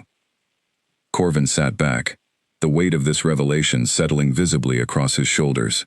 Then these letters, he said, gesturing toward the papers Otto had presented. Are they sufficient? Enough to expose him publicly, to prove his guilt beyond any doubt he might attempt to cast upon my character instead? Otto considered the question carefully. They are compelling, certainly. Enough to raise serious suspicion among any who examine them honestly. But Perrin is clever, and he commands considerable loyalty among certain factions at court, who owe their positions to his patronage. He may attempt to claim the letters are forgeries, planted by enemies seeking to discredit him. Sufficient proof, I believe, requires not merely these papers, but your own public testimony alongside them, delivered in a setting where the full court and enough witnesses can observe both the evidence and your account together, leaving no room for Perrin's allies to dismiss it as mere rumor or fabrication. A public confrontation, Corvin said slowly, before the full court. It carries considerable risk, Otto warned. The moment you reveal yourself, Perrin will understand his scheme has failed, and a desperate man backed into a corner may resort to further violence, rather than accept exposure and downfall quietly. You would need careful protection, trusted allies present, and a plan for exactly how and when to reveal both yourself and this evidence, to minimize any opportunity for Perrin to silence you before the truth can be properly heard. Corvin was quiet for a long moment, clearly weighing the enormity of what lay ahead against the growing urgency of reclaiming his throne before Perrin's false narrative could take firmer root among the nobility. Finally he looked up, resolve hardening across his features. Then we plan carefully, he said. I will not rush into a confrontation that ends in my death or exposes Alina to further danger through carelessness. But neither will I continue hiding while Perrin tightens his grip on the throne my father entrusted to me. There is a gathering planned, Otto offered, in 12 days, a formal council session where matters of succession and stability are meant to be discussed, given your continued absence. Nobles from across the kingdom will be present, along with sufficient witnesses to make any revelation impossible to easily dismiss or suppress. If you intend to reveal yourself, Your Majesty, I believe that gathering offers the safest opportunity, provided we use the time remaining wisely to prepare. Corvin nodded slowly, the plan taking shape in his mind even as exhaustion and lingering shock at Perrin's betrayal continued to weigh visibly upon him. 12 days, he repeated. Then we have 12 days to prepare, to gather what additional support we can, and to ensure that when I finally stand before that council, the truth cannot be denied or twisted against me. Alina reached across the table, placing her hand gently over his clenched fist, feeling the tension slowly ease slightly beneath her touch. We'll prepare together, she said quietly, whatever needs doing between now and then. Otto watched this small exchange with quiet, knowing eyes, though he said nothing of it directly, simply gathering his papers back into their careful folds. I will return to the capital tonight, he said, and begin quietly reaching out to those nobles I believe remain loyal to your father's memory, and by extension, to you. We will need their support firmly secured before you reveal yourself, Your Majesty. A confrontation without sufficient allies present risks failure, regardless of how compelling the evidence itself may prove. Thank you, Otto, Corvin said, gripping the older man's hand once more with genuine gratitude, for your loyalty and your courage in gathering this proof despite the danger it clearly posed to you as well. Your father showed me kindness when few others at court bothered to notice an aging advisor's continued usefulness, Otto said simply. I owed him this much, and I owe you the same loyalty now, that you carry his legacy forward. As Otto slipped back out into the evening darkness, leaving Corvin and Alina alone once more, with the weight of everything they had just learned.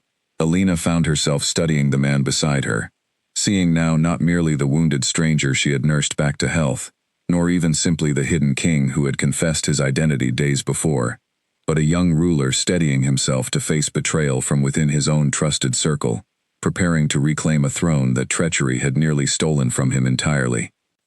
12 days, she said softly.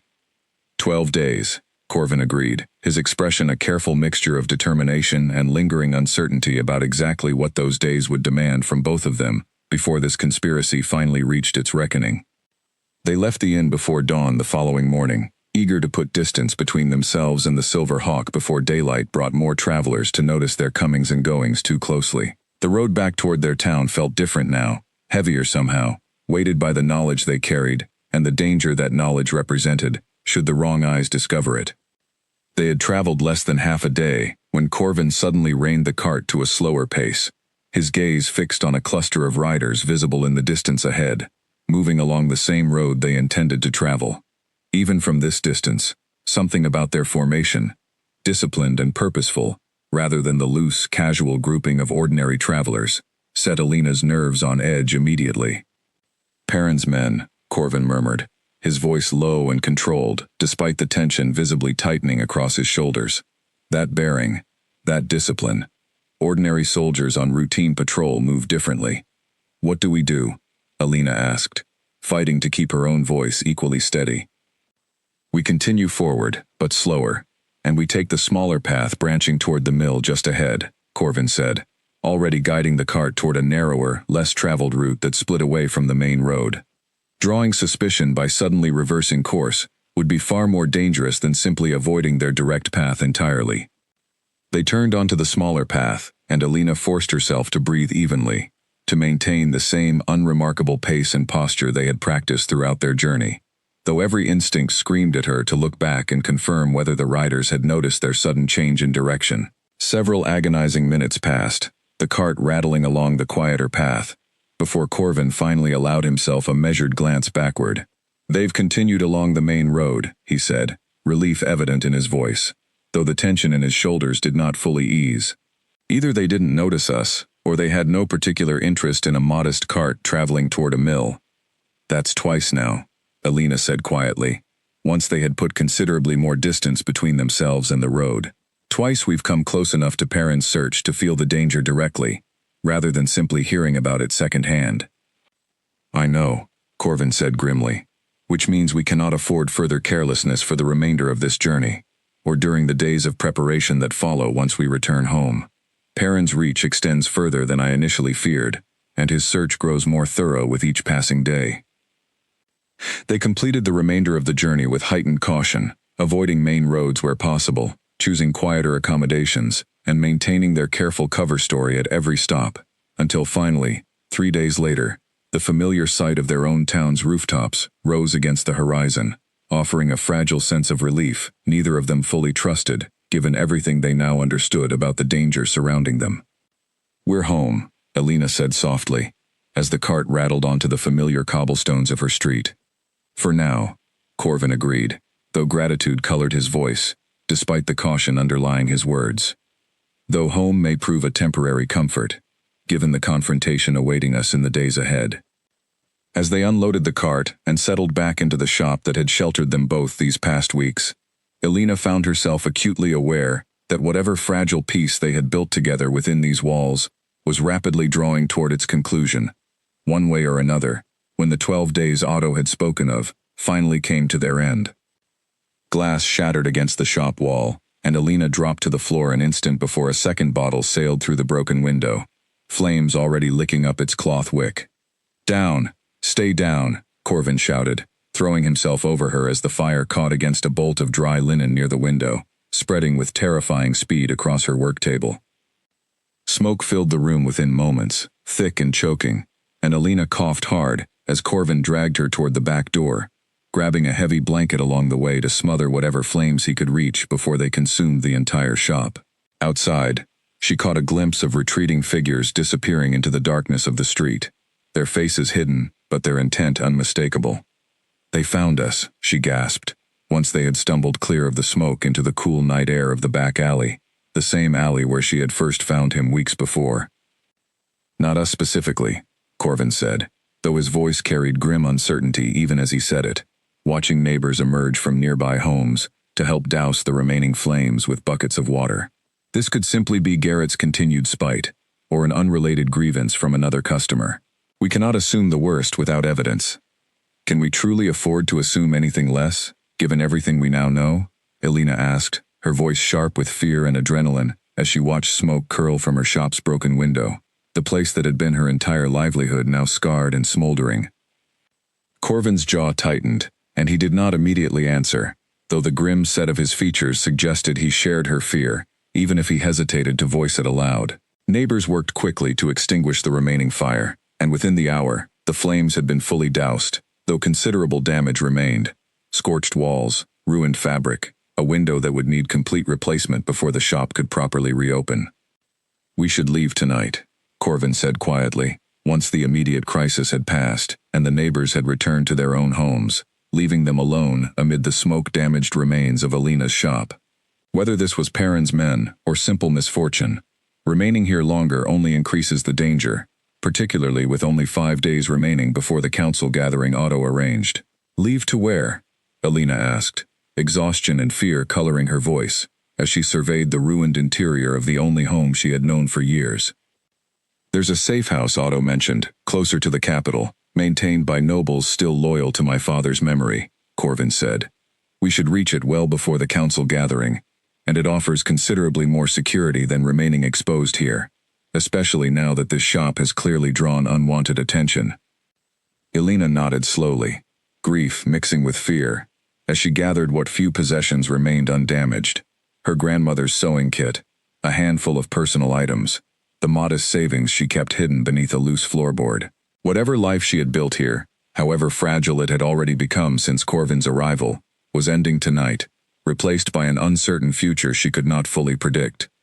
"I'm sorry," Corvin said softly, watching her gather the remnants of her former life. "This shop, this danger, all of it traces back to the moment I collapsed in your alley. You've lost so much already because of the choice you made to help me that night." "I chose to help you," Elena said firmly, meeting his eyes despite the exhaustion weighing on her. "Nothing about that choice has changed, regardless of what it's cost. We finish what we started, together, and worry about rebuilding whatever remains afterward." They departed within the hour, traveling under cover of darkness, toward the safe house Otto had described, a modest estate belonging to a baroness named Miriam Calloway, whose family had served the crown loyally for generations, and who had apparently maintained quiet contact with Otto since learning of Corvin's survival through careful, trusted channels. The Baroness received them with quiet efficiency upon their arrival near dawn, offering shelter, fresh clothing, and a discretion that spoke of considerable practice in matters requiring absolute secrecy. "Otto informed me of your situation, Your Majesty," she said, once they had settled into the modest but comfortable quarters she provided. "You'll be safe here until the council gathering. I've taken considerable care to ensure my staff remains entirely trustworthy, and few beyond my closest household even know of your presence." "Thank you, my lady," Corvin said, gratitude evident in his weary features. "I understand the risk you're accepting by sheltering us. Your father showed my family great kindness during difficult years," Miriam said simply. "I would consider it a poor repayment of that kindness to turn away his son when he needed shelter most." Over the following days, Otto arrived periodically with updates on the growing support they had managed to secure among loyal nobles, though the news remained mixed. Several key families had pledged support upon learning of the evidence against Perrin, while others remained cautiously neutral, unwilling to commit fully until they witnessed the confrontation themselves and judged the outcome with their own eyes. "Perrin has grown suspicious," Otto reported during one such visit, his expression grave. "He's increased his personal guard considerably these past days, and I've heard whispers that he suspects someone close to the crown may be working against him, though he hasn't yet identified who specifically." "Then we need to move carefully," Corvin said. "If he suspects betrayal within his own circle, he may accelerate whatever plans he has remaining, or take additional precautions that could complicate our confrontation." "There's something else," Otto added, his voice dropping lower. "I've learned that Perrin plans to propose, during the council gathering, that the throne be formally transferred to a distant cousin of your father's line, citing your continued absence as evidence of either death or unfitness to rule. If this proposal gains sufficient support before you reveal yourself, Your Majesty, reclaiming the throne afterward could prove considerably more complicated, even with evidence of his treachery in hand. Corvin's expression hardened with fresh urgency. Then timing becomes even more critical than we anticipated. I must reveal myself before any such proposal gains momentum, not after, or risk facing not only Perrin's guilt, but the added complication of nobles already committed to an alternative succession. Alina, listening to this exchange with growing concern, spoke up. What does that mean for the plan we've already prepared? It means we may need to reveal ourselves earlier in the proceedings than originally intended, Otto said, rather than waiting for the most dramatically opportune moment. Speed now matters more than perfect staging. The following days passed in careful, tense preparation, Otto continuing to secure what support he could, while Corvin reviewed the evidence against Perrin repeatedly, ensuring every detail could withstand scrutiny before the full council.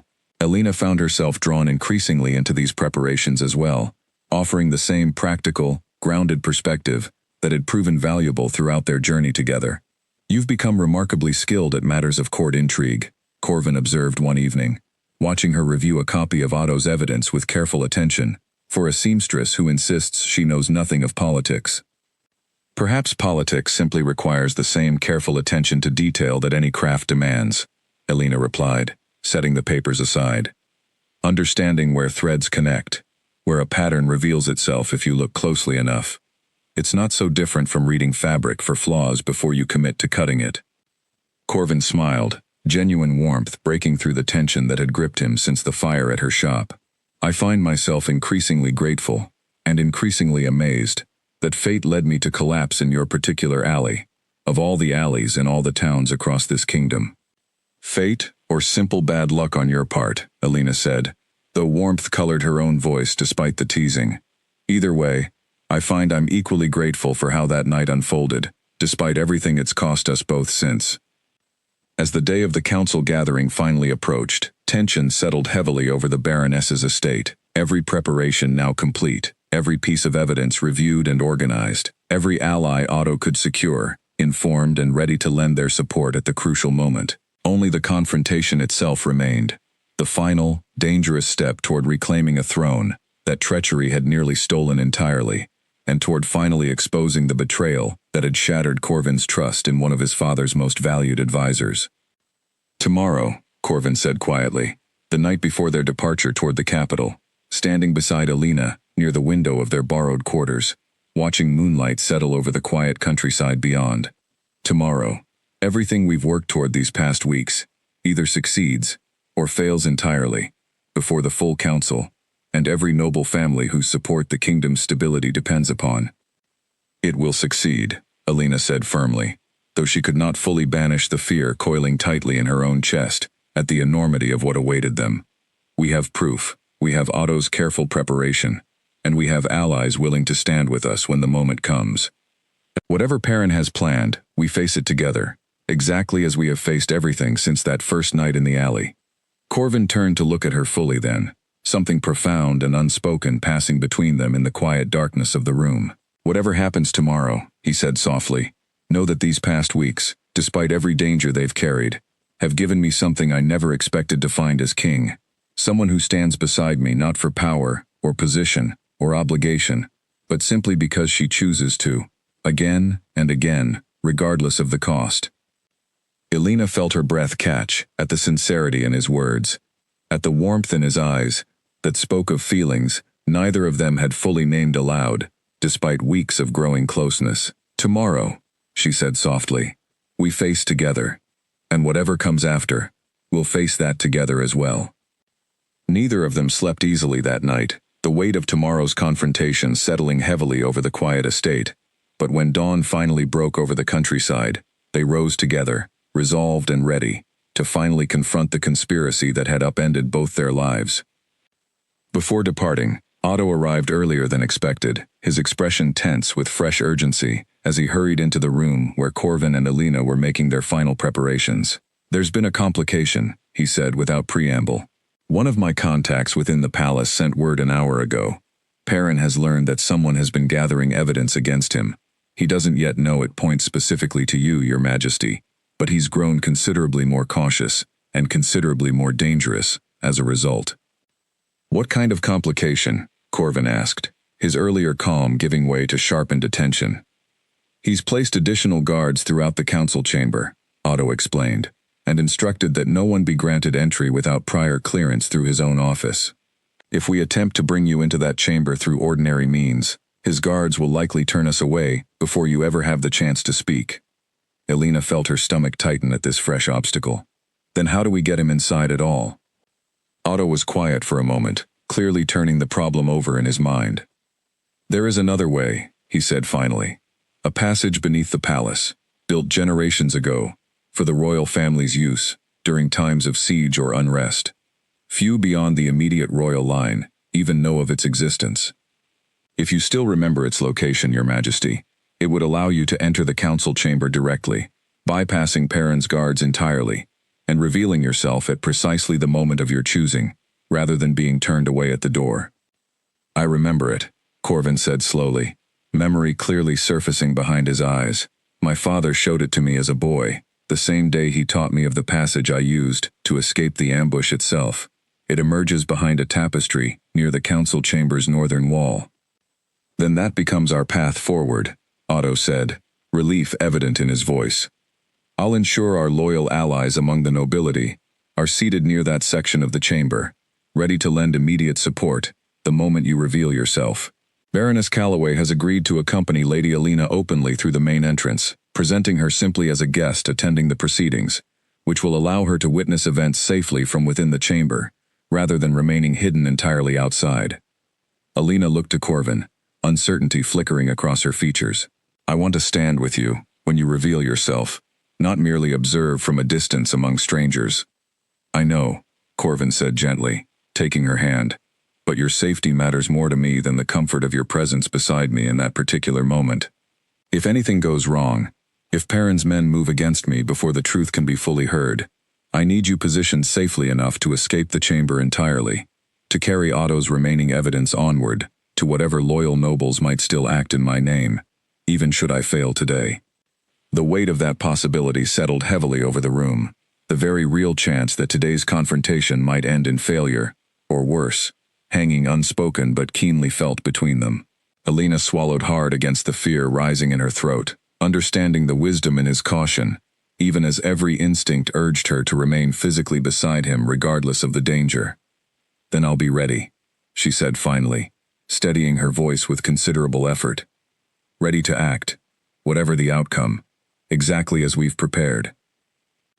They departed for the capital separately, as planned, Corvin traveling with Otto along a discreet route toward the hidden passage entrance, while Elena traveled openly with Baroness Calloway toward the palace's main gates, presented convincingly enough as a visiting guest that the palace guards waved them through, with only cursory questioning. As she followed the Baroness into the grand entrance hall, its scale and opulence entirely unlike anything Elena had witnessed in her modest life as a seamstress, she felt the enormity of the day pressing down upon her fully for the first time. Whatever happened within the council chamber today would determine not merely Corvin's fate, but the stability of the entire kingdom, and her own uncertain place within whatever future emerged from today's reckoning. She drew a steadying breath, following Baroness Calloway's confident stride toward the chamber doors, resolved to play her part, however small it might seem within these grand halls, in ensuring the truth finally emerged triumphant over the treachery that had nearly claimed a king's life weeks before.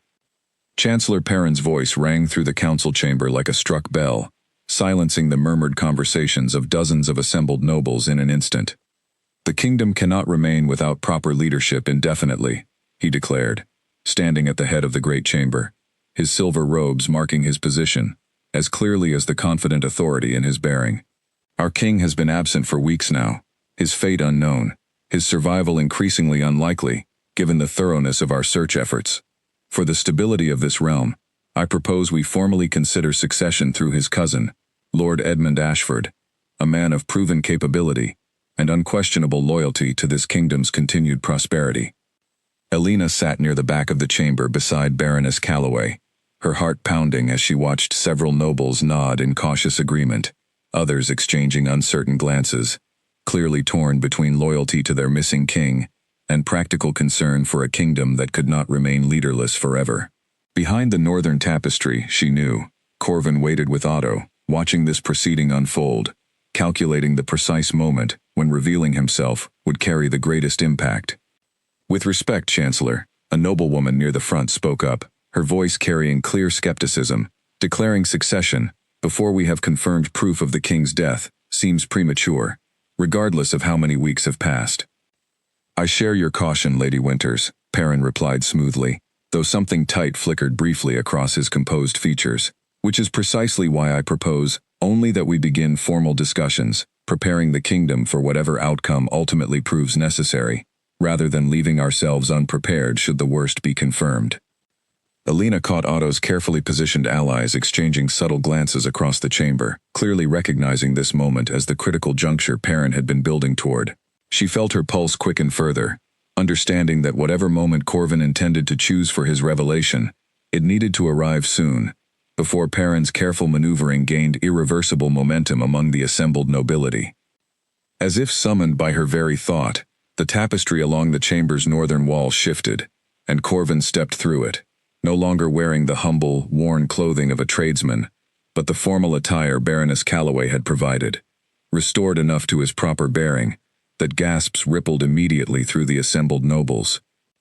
"I believe," Corvin said, his voice carrying clearly across the suddenly silent chamber, every trace of the careful disguised speech he had practiced these past weeks, now gone entirely, replaced by the unmistakable authority of a king addressing his court, "that succession discussions regarding my throne are somewhat premature, Chancellor, given that I remain very much alive."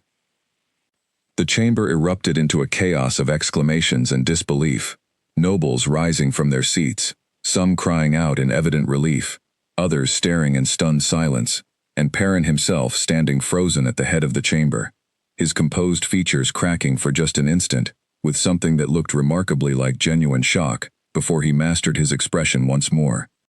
"Your Majesty," Perrin said, recovering quickly, his voice carrying practiced warmth that did not quite reach his eyes. "This is a miracle beyond hope. We feared the worst these past weeks, and I confess relief beyond words at your safe return." "I imagine your relief is rather more complicated than you're suggesting, Chancellor," Corvin said, walking further into the chamber, his gaze fixed unwaveringly on Perrin, as Otto followed close behind him, carrying the carefully organized evidence they had gathered these past days. Perrin's expression flickered again, uncertainty creeping into his composed mask. "I don't understand your meaning, Your Majesty." "Then allow me to clarify," Corvin said, gesturing for Otto to step forward and present the evidence to the assembled council. "I have proof, Chancellor, detailed correspondence bearing your own seal, arranging payment to mercenaries weeks before the procession where I was ambushed, instructions ensuring my personal guard would be thinned along the exact route ultimately chosen for that procession, and further correspondence discussing the political advantages my death, or prolonged absence, would provide to your own ambitions at court." The chamber fell utterly silent, every eye now fixed on Perrin, whose face had drained of color entirely, his earlier composure shattering visibly beneath the weight of Corvin's accusation. "This is absurd," he managed finally, though his voice lacked the confident authority it had carried mere moments before. "Fabricated nonsense, likely forged by enemies seeking to discredit my service to this crown. That is precisely the defense I anticipated you would offer," Corvin said calmly, nodding to Otto, who began distributing carefully prepared copies of the correspondence among the nearest nobles, allowing them to examine the seals and handwriting directly, rather than relying solely on Corvin's word. "Which is why I have ensured these documents can be verified independently, examined by scribes familiar with your correspondence, and compared against the seal you yourself use for official chamber business." Several nobles began examining the documents with growing alarm, murmuring among themselves as the implications became increasingly clear. Lady Winters, who had questioned Perrin's proposal earlier, looked up with sharp, unmistakable suspicion, now directed fully at the Chancellor rather than at Corvin's claims. "Chancellor," she said coldly, "these seals appear entirely authentic. Would you care to explain how mercenary payments arranged under your authority came to align so precisely with the timing and location of an assassination attempt against our king. Perrin began, his composure fully cracking now, sweat visible on his brow despite the cool temperature of the grand chamber. There must be some misunderstanding. Perhaps my seal was used without my knowledge, forged by someone within my own household, seeking to implicate me falsely. A convenient explanation, Corvin said, his voice hardening further, though one considerably weakened by the fact that your personal agents have been searching aggressively for my whereabouts these past weeks, far more aggressively than any official Crown investigation would explain, unless of course you were desperate to locate and silence me before evidence of your involvement could ever reach this chamber. The murmurs among the nobles grew louder, several now openly casting suspicious, accusatory glances toward Perrin, whose carefully cultivated authority over the assembled court seemed to be crumbling visibly with every passing moment. Alina, watching from her position beside Baroness Calloway, felt a fierce surge of vindication, seeing the conspiracy finally exposed, before the very people whose support Perrin had been so carefully courting through his false narrative of the king's cowardice. "Guards," Perrin said suddenly, his voice sharp with desperation, as he gestured toward several armed men positioned near the chamber's entrance. Men Alina recognized with fresh alarm, as bearing the Chancellor's personal colors, rather than the Crown's official guard. "Seize this impostor at once. Whatever fabricated evidence he presents, I will not stand accused before this council, based on forged documents and desperate lies." The Chancellor's men moved forward, and for a terrifying moment, Alina feared the entire confrontation might collapse into violence within the very heart of the palace itself. Corvin's exposure of the conspiracy undone by brute force before the truth could be properly established. But before the guards could reach Corvin, several other armed men, wearing the crest of Baroness Calloway's household alongside representatives from at least 3 other loyal noble families Otto had quietly secured in the preceding days, moved to intercept them, blocking their path with firm, unmistakable resolve. "I would advise against that course of action, Chancellor," Lord Aldous Winters, Lady Winters's husband and a noble of considerable standing within the council, said sharply, positioning himself directly between Perrin's guards and the king. "Ordering violence against your rightful monarch, before this entire assembled council, would only confirm every accusation just presented against you." Perrin froze, his guards hesitating uncertainly at the sight of such immediate, organized opposition, clearly unprepared for the extent of support Otto and Corvin had managed to secure in advance of this confrontation. The Chancellor's gaze darted around the chamber, taking in the hostile, suspicious expressions now fixed upon him from nearly every direction, and something in his posture finally seemed to accept the reality that his careful scheme had utterly collapsed. "This isn't finished," Perrin hissed, though his voice carried considerably less confidence than it had at the proceeding's opening, more desperate threat than genuine authority now. "I have allies within this court who will not simply— Your allies, Chancellor, appear considerably less certain of your innocence now than they might have been moments ago," Corvin interrupted, his voice carrying the full weight of royal authority once more. "I suggest you consider carefully what remains of your position, and whether continued denial serves you any better than honest confession might at this point." The chamber held its breath, every noble present watching to see how this dramatic confrontation would ultimately resolve, whether Perrin would continue his desperate denials, or finally acknowledge the treachery that had nearly cost a king his life, and a kingdom its rightful stability. For a long moment, Perrin said nothing at all, his eyes darting between the assembled nobles, the guards now standing down at Lord Winters's firm intervention, and finally settling on Corvin himself, standing tall and resolute at the center of the chamber he had once feared he might never see again. Something in the Chancellor's expression shifted then, the desperate bluster draining away, replaced by a cold, calculating resignation that Alina found almost more unsettling than his earlier bravado. "You were never meant to survive that ambush," Perrin said finally, his voice low, but carrying clearly in the silent chamber, dropping any further pretense of innocence. "A king too young, too untested, propped up by sentiment for a father who indulged you, rather than properly preparing you for the burdens of rule. I built the stability this kingdom enjoyed for the past 3 years, while you played at governance, trusting advisors, rather than developing the sharp instincts a true ruler requires." "Then you admit it," Corvin said, his voice quiet, but carrying a weight that silenced whatever murmurs had begun rippling through the chamber at Perrin's confession.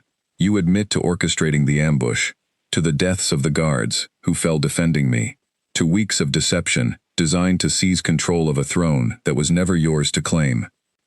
I admit to recognizing what this kingdom truly needed, Perrin said, his chin lifting with defiant pride, even as guards moved to finally restrain him properly. Lord Winters nodding sharply for them to proceed, now that the Chancellor's own words had removed any remaining doubt. A steady hand, unclouded by youth or sentiment. You may have survived, Your Majesty, but ask yourself honestly whether you possess the strength this crown truly demands, or whether you merely inherited a title you were never fully prepared to bear. That, Corvin said, watching calmly as the guards secured Perrin's arms despite his continued glare, is a judgment I intend to prove through my actions in the years ahead. Rather than debate further with a man who nearly murdered me to seize power, he believed himself more entitled to than the crown he claimed to serve. Perrin was led from the chamber under heavy guard, his earlier composed authority replaced entirely by bitter, simmering defiance, and the moment the great doors closed behind him, the assembled nobles erupted into a fresh wave of exclamations, questions, and expressions of relief, and renewed loyalty directed toward Corvin, who accepted each with the careful, measured grace of a young king, determined to re-establish stability after weeks of dangerous uncertainty. Lady Winters approached first, her earlier skepticism entirely replaced by genuine warmth. Your Majesty, please accept my deepest apologies for any doubt I harbored during your absence, had I known the full extent of Perrin's treachery. You had no way of knowing, Lady Winters, Corvin said graciously. Your caution regarding premature succession discussions, in fact, likely helped prevent Perrin's scheme from gaining irreversible momentum before I could return and expose him properly. I am grateful for your careful judgment, rather than troubled by it. As the chamber gradually settled from its initial chaos into more measured discussion of the days ahead, the formal arrangements necessary to properly restore Corvin's authority and address the aftermath of Perrin's betrayal, Elena found herself finally able to breathe fully again, the tension that had gripped her throughout the confrontation slowly beginning to ease. She caught Corvin's eye across the crowded chamber, and something in his expression, relief mixed with lingering exhaustion, and a warmth reserved clearly for her alone, spoke volumes, despite the distance and the crowd separating them. Baroness Calloway leaned close, murmuring quietly beside her. You should go to him, my dear. I suspect he'll want you near, now that the danger has finally passed. Elena hesitated only a moment, before making her way through the dispersing crowd of nobles, many of whom regarded her with curious, uncertain glances, clearly wondering at her presence, and her evident connection to their newly returned king. When she finally reached him, Corvin's expression softened entirely, the careful royal authority he had maintained throughout the confrontation, giving way to something far more personal. You did it, she said softly, once close enough that only he could hear her words clearly, amid the continued murmur of the dispersing chamber. We did it, he corrected gently, taking her hand without hesitation, despite the many watching eyes throughout the chamber. I could not have gathered the courage, or the evidence, or the allies necessary for today's confrontation, without your steady presence beside me, through every difficult step of this journey. Several nobles nearby noticed this exchange, curious murmurs rippling through those closest enough to observe the king's evident affection for the modest, unfamiliar woman standing beside him, though Corvin seemed entirely unconcerned with whatever speculation his open gesture might invite among the assembled court. There is still much work ahead, Elena said, though warmth colored her voice, despite the practical reminder. Restoring proper order, addressing whatever damage Perrin's scheme has caused throughout these past weeks, rebuilding trust among nobles who followed his false narrative, even briefly. There is, Corvin agreed, but that work begins from a place of truth now, rather than deception, and that alone makes it considerably more manageable than the uncertain danger we've navigated these past weeks together. He paused, studying her with quiet intensity amid the continued bustle of the chamber around them. Whatever comes next, Elena, I intend for you to remain beside me through it, if you're willing. Elena felt her heart swell at the sincerity in his words, understanding the weight of what he was truly asking beneath the careful, formal setting of the crowded council chamber. I've stood beside you through an alley, a burning shop, and a dangerous journey across half the kingdom, she said softly. I don't intend to stop now, simply because the danger has finally passed. Something profound and grateful passed across Corvin's features at her answer, and though neither of them spoke further of it, amid the continued formal business still requiring the council's attention, the promise implicit in her words settled warmly between them, a quiet foundation for whatever future now awaited a king, restored to his rightful throne, and the seamstress who had chosen, from that very first desperate night, to stand beside him through every danger that followed. A rock shattered the window of Baroness Calloway's guest chamber at midnight, and Alina bolted upright in bed, heart hammering, before she even registered the folded parchment tied around the stone, now resting amid broken glass on the floor. She crossed the room cautiously, half expecting further violence, but the courtyard below remained empty and silent. Whoever had thrown the stone already vanished into the darkness beyond the estate's walls. With trembling hands, she unwrapped the parchment, and her stomach twisted at the familiar, elegant handwriting, unmistakably matching the threatening note delivered weeks earlier in her own shop. Perrin's confession changes nothing. He has allies who remember loyalty even when he does not. Leave the king's side, or share whatever fate awaits traitors to this crown's true stability. Alina's hands shook as she carried the note directly to Corvin's chamber down the hall, waking him with an urgency that immediately banished whatever remained of his interrupted sleep. He read the message with darkening fury, his jaw tightening as he studied the familiar handwriting. Perrin's arrest clearly hasn't ended this entirely, he said grimly. He built loyalty among certain factions carefully enough over years that some clearly intend to continue his work, or perhaps simply protect their own involvement in whatever remains of his scheme. Should I be concerned this is more than empty intimidation? Alina asked, though the tremor in her voice suggested she already feared the answer. I won't allow it to become anything more than that, Corvin said firmly, already moving to summon the palace guard stationed throughout the Baroness's estate for exactly this kind of precaution. But we cannot dismiss it either. Whoever sent this clearly still possesses resources and reach, given how quickly they identified your location here. Within the hour, additional guards had been positioned throughout the estate, and Otto arrived before dawn, summoned urgently by messenger, his expression grave, as he examined the threatening note alongside them. This bears the mark of Perrin's personal secretary, Otto said after careful study, a man named Colton Marsh, who has served him loyally for over a decade. If Marsh continues acting on Perrin's behalf even now, following his master's arrest, it suggests the conspiracy extends further than we initially believed, potentially into positions still active within the palace itself. Then we address it directly, Corvin said, his earlier fury settling into cold, determined resolve. I want Marsh questioned immediately, and any other individuals connected to Perrin's household investigated thoroughly before this lingering threat has opportunity to act on whatever intimidation they're attempting. The following days brought a flurry of careful investigation, Otto working alongside loyal palace guards to trace Marsh's movements and correspondence, ultimately uncovering a smaller network of Perrin loyalists who had continued operating independently, even after their master's public downfall, motivated by a mixture of genuine loyalty and fear that their own involvement in the original conspiracy might eventually surface if Perrin's full network wasn't properly silenced or protected. Marsh himself was apprehended within 3 days, found attempting to flee the capital entirely, and under careful questioning, he confirmed both his authorship of the threatening note and the existence of several other minor conspirators, all of whom were subsequently identified and removed from their positions within the palace administration. It's finished now, Otto reported, relief evident in his weathered features, as he delivered this news to Corvin and Alina several days later. Every thread of Perrin's conspiracy has been traced and severed. The kingdom stands secure again, Your Majesty, with no remaining threat lingering from the shadows. Alina felt the tension that had gripped her since receiving that midnight threat finally begin to ease, though the memory of fear lingered, a reminder of exactly how dangerous the path toward reclaiming Corvin's throne had truly been. Then it's truly over, she said softly, allowing herself, for the first time in weeks, to imagine a future without constant threat shadowing every quiet moment. Nearly, Corvin said, though warmth colored his voice despite the qualification.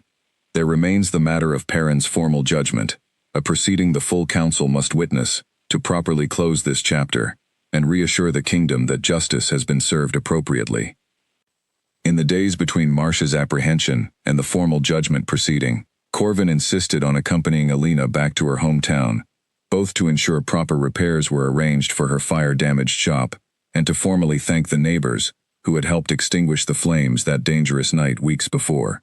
Their arrival, this time with a proper royal escort rather than a humble tradesman's cart, drew considerable attention throughout the town, townsfolk gathering in curious clusters, as word spread rapidly that their missing king had not only survived, but had apparently spent weeks hidden within their very midst.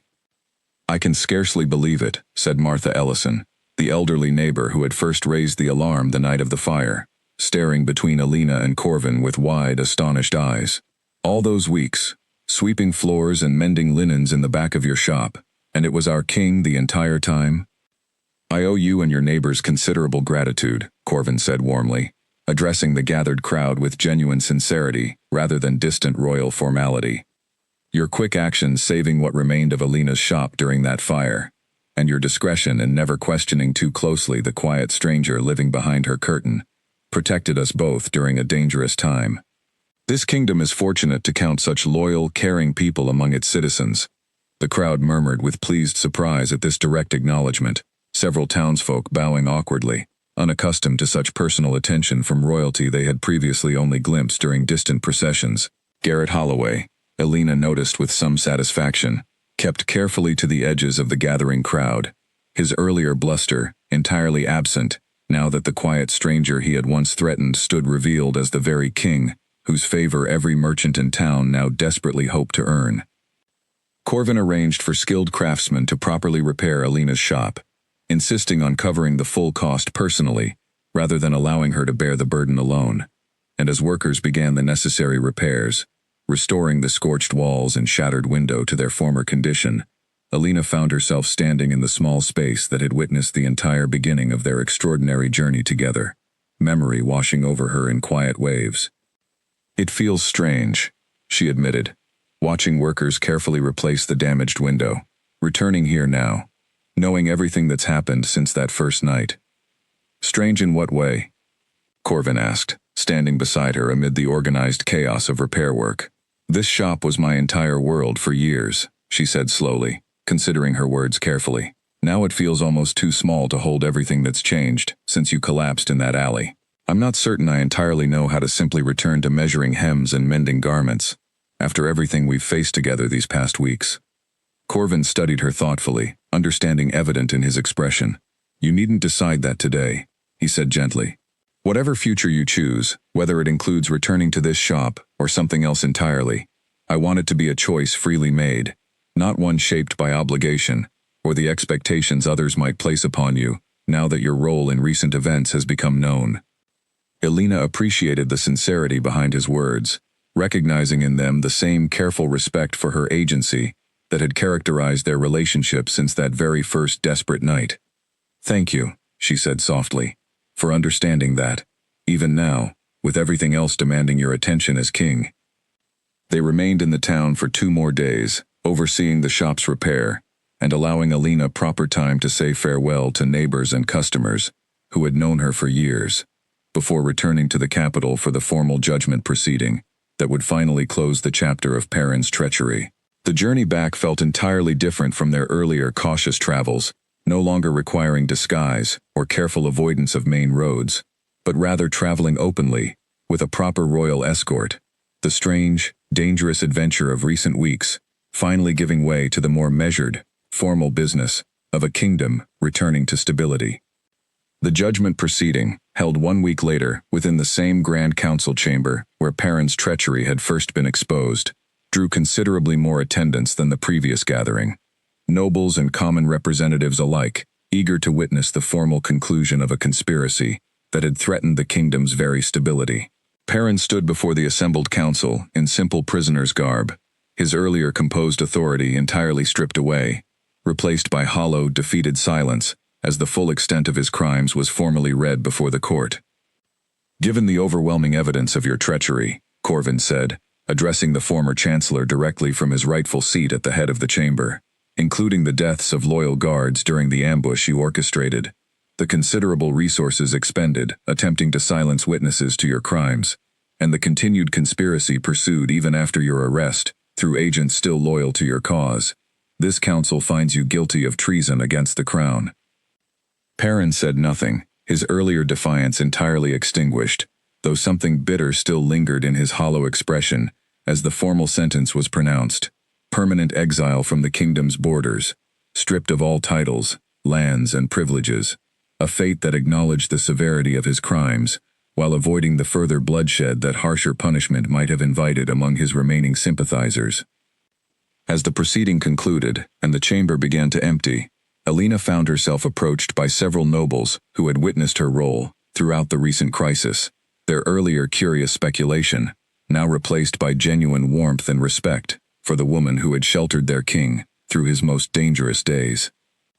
"The kingdom owes you considerable gratitude, my lady," Lord Winters said, bowing formally, despite Alina's evident discomfort with such formal recognition.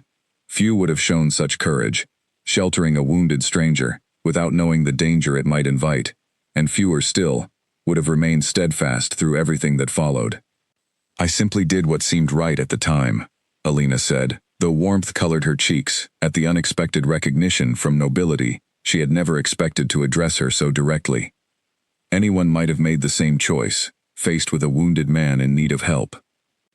"Perhaps," Lady Winters said, joining her husband with a knowing smile, though not everyone would have continued that choice through burning shops, dangerous journeys, and conspiracy threatening their very life. "Modesty becomes you, my lady, but do not undervalue the courage your actions have demonstrated throughout this entire affair." That evening, as the formal proceedings finally concluded, and the palace began settling into calmer routine after weeks of crisis and uncertainty, Corvin found Alina standing alone on a quiet balcony overlooking the palace gardens, the first true moment of peace either of them had experienced since that desperate night in her alley weeks before. "You've become quite the celebrated figure among the nobility," he said, joining her at the balcony railing, warmth evident in his voice despite the exhaustion of the day's proceedings. "I confess I find the attention somewhat overwhelming," Alina admitted, managing a tired smile. "I'm considerably more accustomed to measuring hems than receiving formal bows from lords and ladies." "You'll grow accustomed to it," Corvin said, "given time." Something in his tone made Alina turn to look at him fully, catching the careful, deliberate weight behind his simple statement. "Given time," she repeated slowly. "What exactly are you suggesting, Your Majesty?" Corvin smiled, the tired weight of recent weeks briefly giving way to something lighter, more hopeful.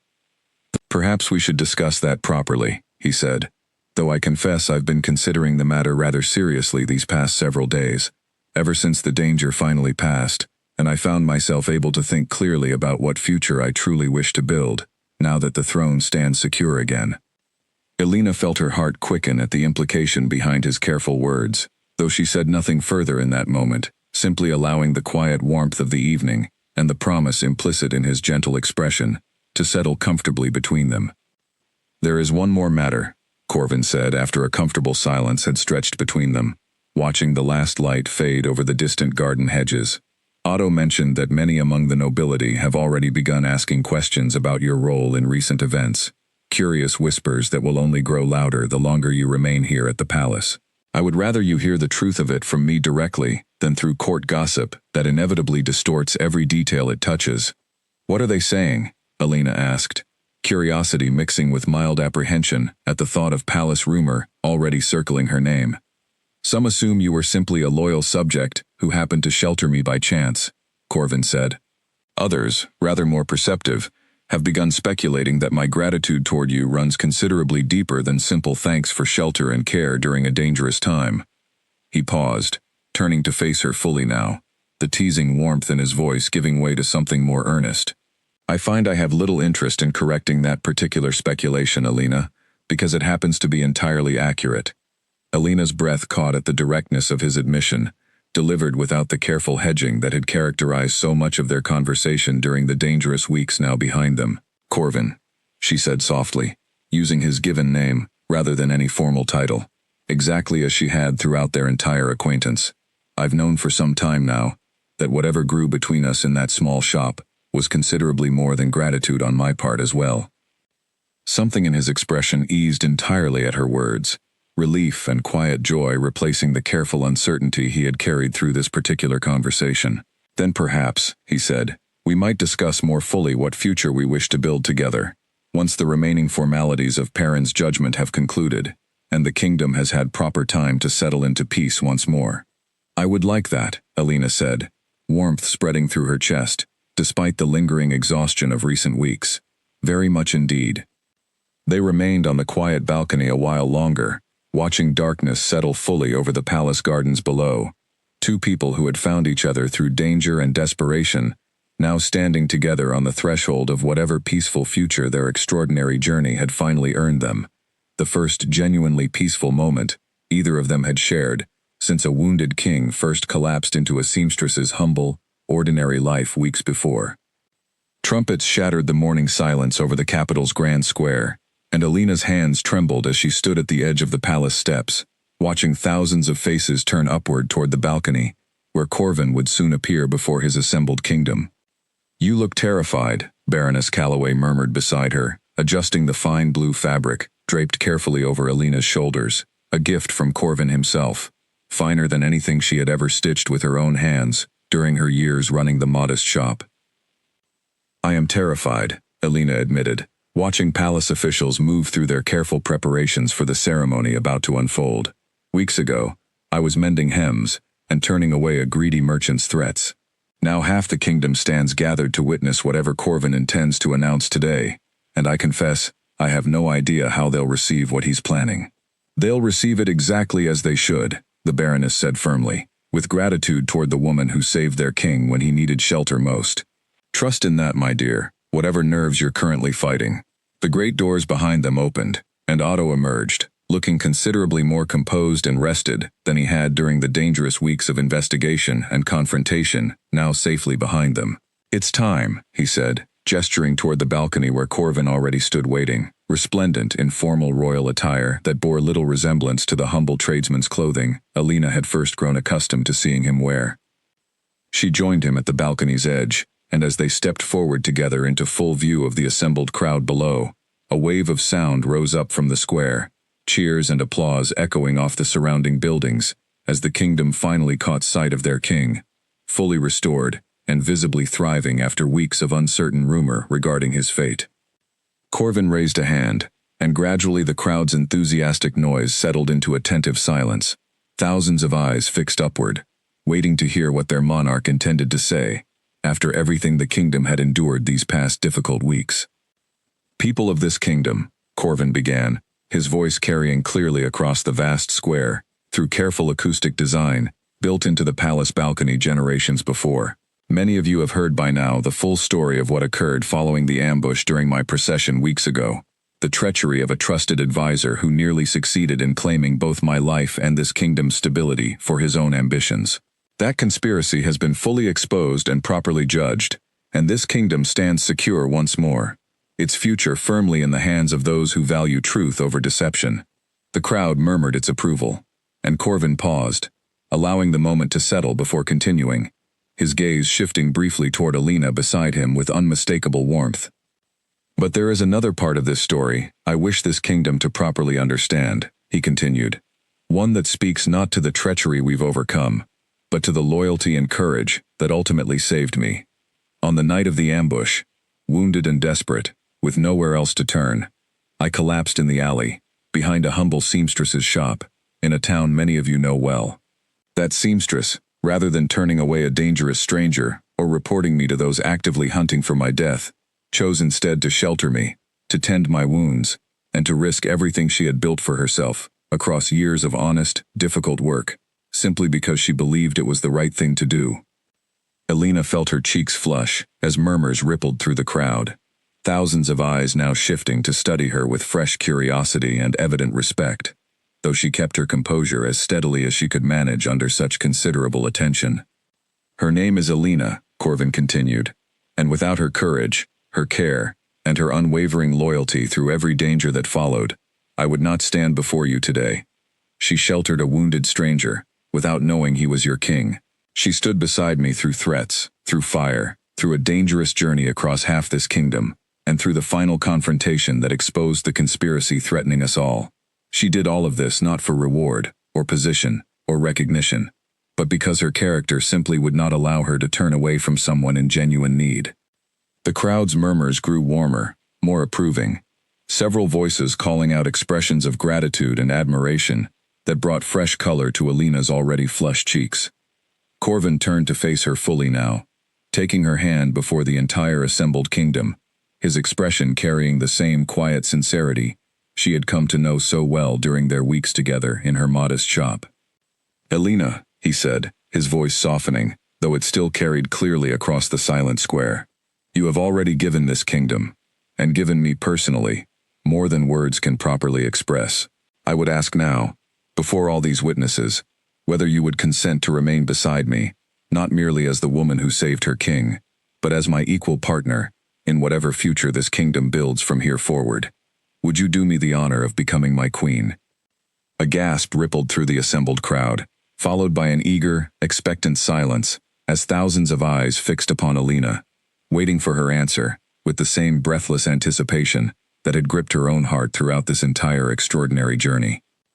Alina looked at Corvin, seeing not merely the king now fully restored to his rightful throne, but the same man who had learned to hem fabric with clumsy determination, who had thanked her sincerely for kindnesses most nobility would consider beneath their notice, who had stood beside her through danger and uncertainty, with unwavering loyalty matching her own.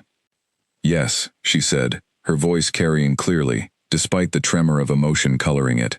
"I would be honored, Corvin, to stand beside you, now, and for whatever future awaits us both." The square erupted into thunderous celebration, cheers and applause rising in waves that seemed to shake the very foundations of the palace itself. Thousands of voices calling out blessings and congratulations for their king, and the humble seamstress, who had captured both his gratitude and his heart through weeks of danger and unwavering courage. Corvin drew her close, and as the crowd's celebration continued to swell around them, he pressed a gentle kiss to her hand, sealing before the entire assembled kingdom the promise that had grown quietly between them since that very first desperate night in her alley. In the weeks that followed, preparations began in earnest for the formal wedding ceremony that would unite the kingdom's restored king with the woman who had saved him, and throughout the capital, and indeed, throughout every town and village where word of their story spread, people spoke with wonder of the seamstress who had shown kindness to a stranger without knowing his true identity, and who had been rewarded not merely with gratitude, but with a place beside the throne itself. Alina's own shop, fully repaired now, and maintained by a trusted apprentice she had trained personally during the transition, remained open in her hometown, a quiet reminder of the humble beginnings from which this extraordinary story had grown. She visited when circumstances allowed, always drawing warm, respectful greetings from the neighbors and customers who had known her for years, and who now spoke of her with unmistakable pride whenever her name arose in conversation. The wedding itself took place 2 months later, once the kingdom had settled fully into peaceful stability, and proper preparations could be arranged for a ceremony befitting both a returning king and the extraordinary circumstances of his chosen bride. Alina insisted, despite considerable protest from palace officials accustomed to elaborate royal tradition, on designing and stitching much of her own wedding gown, unwilling to entirely abandon the craft that had shaped her entire life before Corvin's arrival changed everything. "You needn't prove anything to anyone," Corvin said gently, finding her late one evening in a quiet palace workroom, carefully measuring fabric by candlelight, despite the considerable resources available to hire the kingdom's finest seamstresses for the task instead. "I know," Alina said, not looking up from her careful measurements. "This isn't about proving anything. It's about remembering who I was before all of this, and ensuring that whoever I become as queen, I don't lose the woman who once ran a small shop and took pride in her own careful stitching." Corvin settled beside her, watching her work with quiet admiration. "Then perhaps," he said, "we might incorporate something of that shop into the ceremony itself, some acknowledgement of where this extraordinary journey truly began." The idea took root quickly, and by the day of the wedding, the grand cathedral where the ceremony would take place had been decorated not merely with the traditional royal finery expected of such an occasion, but with careful touches of simple, honest craftsmanship, fine linens, and delicate embroidery work commissioned from seamstresses and tailors throughout the kingdom, a quiet tribute to the humble trade that had first brought Alina and Corvin together. Baroness Calloway, Otto, and Lord and Lady Winters all attended among the honored guests, alongside representatives from Alina's hometown, including Martha Ellison, who wept openly through much of the ceremony, and even a considerably humbled Garrett Holloway, who had apparently spent the intervening months attempting to rebuild whatever reputation his earlier scheme against Alina had damaged among the townsfolk. The ceremony itself passed in a warm blur for Alina, vows exchanged before the assembled nobility and honored guests, Corvin's expression carrying the same quiet sincerity she had come to treasure since those first difficult weeks in her modest shop. When the presiding official finally pronounced them husband and wife, king and queen, the cathedral erupted into joyful celebration, bells ringing throughout the capital, to announce the happy news to citizens gathered in the streets beyond, eager for any glimpse of the royal couple, whose extraordinary story had captured the kingdom's imagination these past months. Following the ceremony, a grand celebration continued late into the evening throughout the palace grounds. Common citizens and nobility alike welcomed to share in the festivities, an unusual gesture Corvin had insisted upon, wanting his wedding to reflect the same values of inclusion and genuine care that had first drawn him to Alina during his most vulnerable, dangerous days. "Happy?" Corvin asked, finding a quiet moment alone with her amid the continuing celebration, drawing her gently toward a secluded corner of the palace garden, where lantern light cast warm, gentle shadows across the blooming flowers. "Beyond anything I ever imagined possible," Alina admitted, resting her head briefly against his shoulder, exhaustion and joy mixing pleasantly after the long, emotional day. "Though I confess, some part of me still expects to wake tomorrow behind my work table, having simply dreamed this entire extraordinary journey." "If it's a dream," Corvin said softly, pressing a gentle kiss to her forehead, "then I intend to remain within it beside you for the remainder of my days, however long that dream might last." They remained in the quiet garden a while longer, allowing the joyful sounds of continued celebration to drift toward them from the palace beyond, two people who had found each other through danger and desperation, now standing together as husband and wife, king and queen, ready to build whatever future their extraordinary story had earned them. On the day of her formal coronation as queen, held several weeks after the wedding, once all proper ceremonial preparations had been completed, Alina stood once more before the assembled kingdom, in the same grand square where Corvin had first proposed before all his people, looking out over the thousands of faces gathered to witness her formal ascension, faces that had once passed her by without notice during her years as an ordinary seamstress, now bowing respectfully as she took her place beside the king she had saved. "From this day forward," the presiding official announced, his voice carrying across the silent, reverent crowd, "let it be known throughout this kingdom that Alina, once a humble seamstress, now stands as queen, chosen not through birth or privilege, but through courage, loyalty, and a kindness that asked for nothing in return." As the crowd bowed low before her, a wave of humility and gratitude far greater than she had ever imagined, Alina felt Corvin's hand find hers once more, steady and warm, exactly as it had been through every danger they had faced together since that very first rainy night, when a wounded stranger collapsed into her ordinary quiet life and changed everything that followed. The kingdom she now helped to rule stretched before her, secure and peaceful after weeks of dangerous uncertainty, built not merely on the authority of a restored throne, but on the quiet, unshakable truth that even the smallest acts of kindness, offered without expectation of reward, could ultimately shape the fate of an entire realm. And as she stood there, queen now in truth as well as name, Alina understood fully that the greatest treasure this extraordinary journey had given her was not the crown now resting upon her brow, but the genuine love and partnership she had found with the man who would forever remember that she had knelt beside him in an alley, asking nothing more than whether he would live to see another day.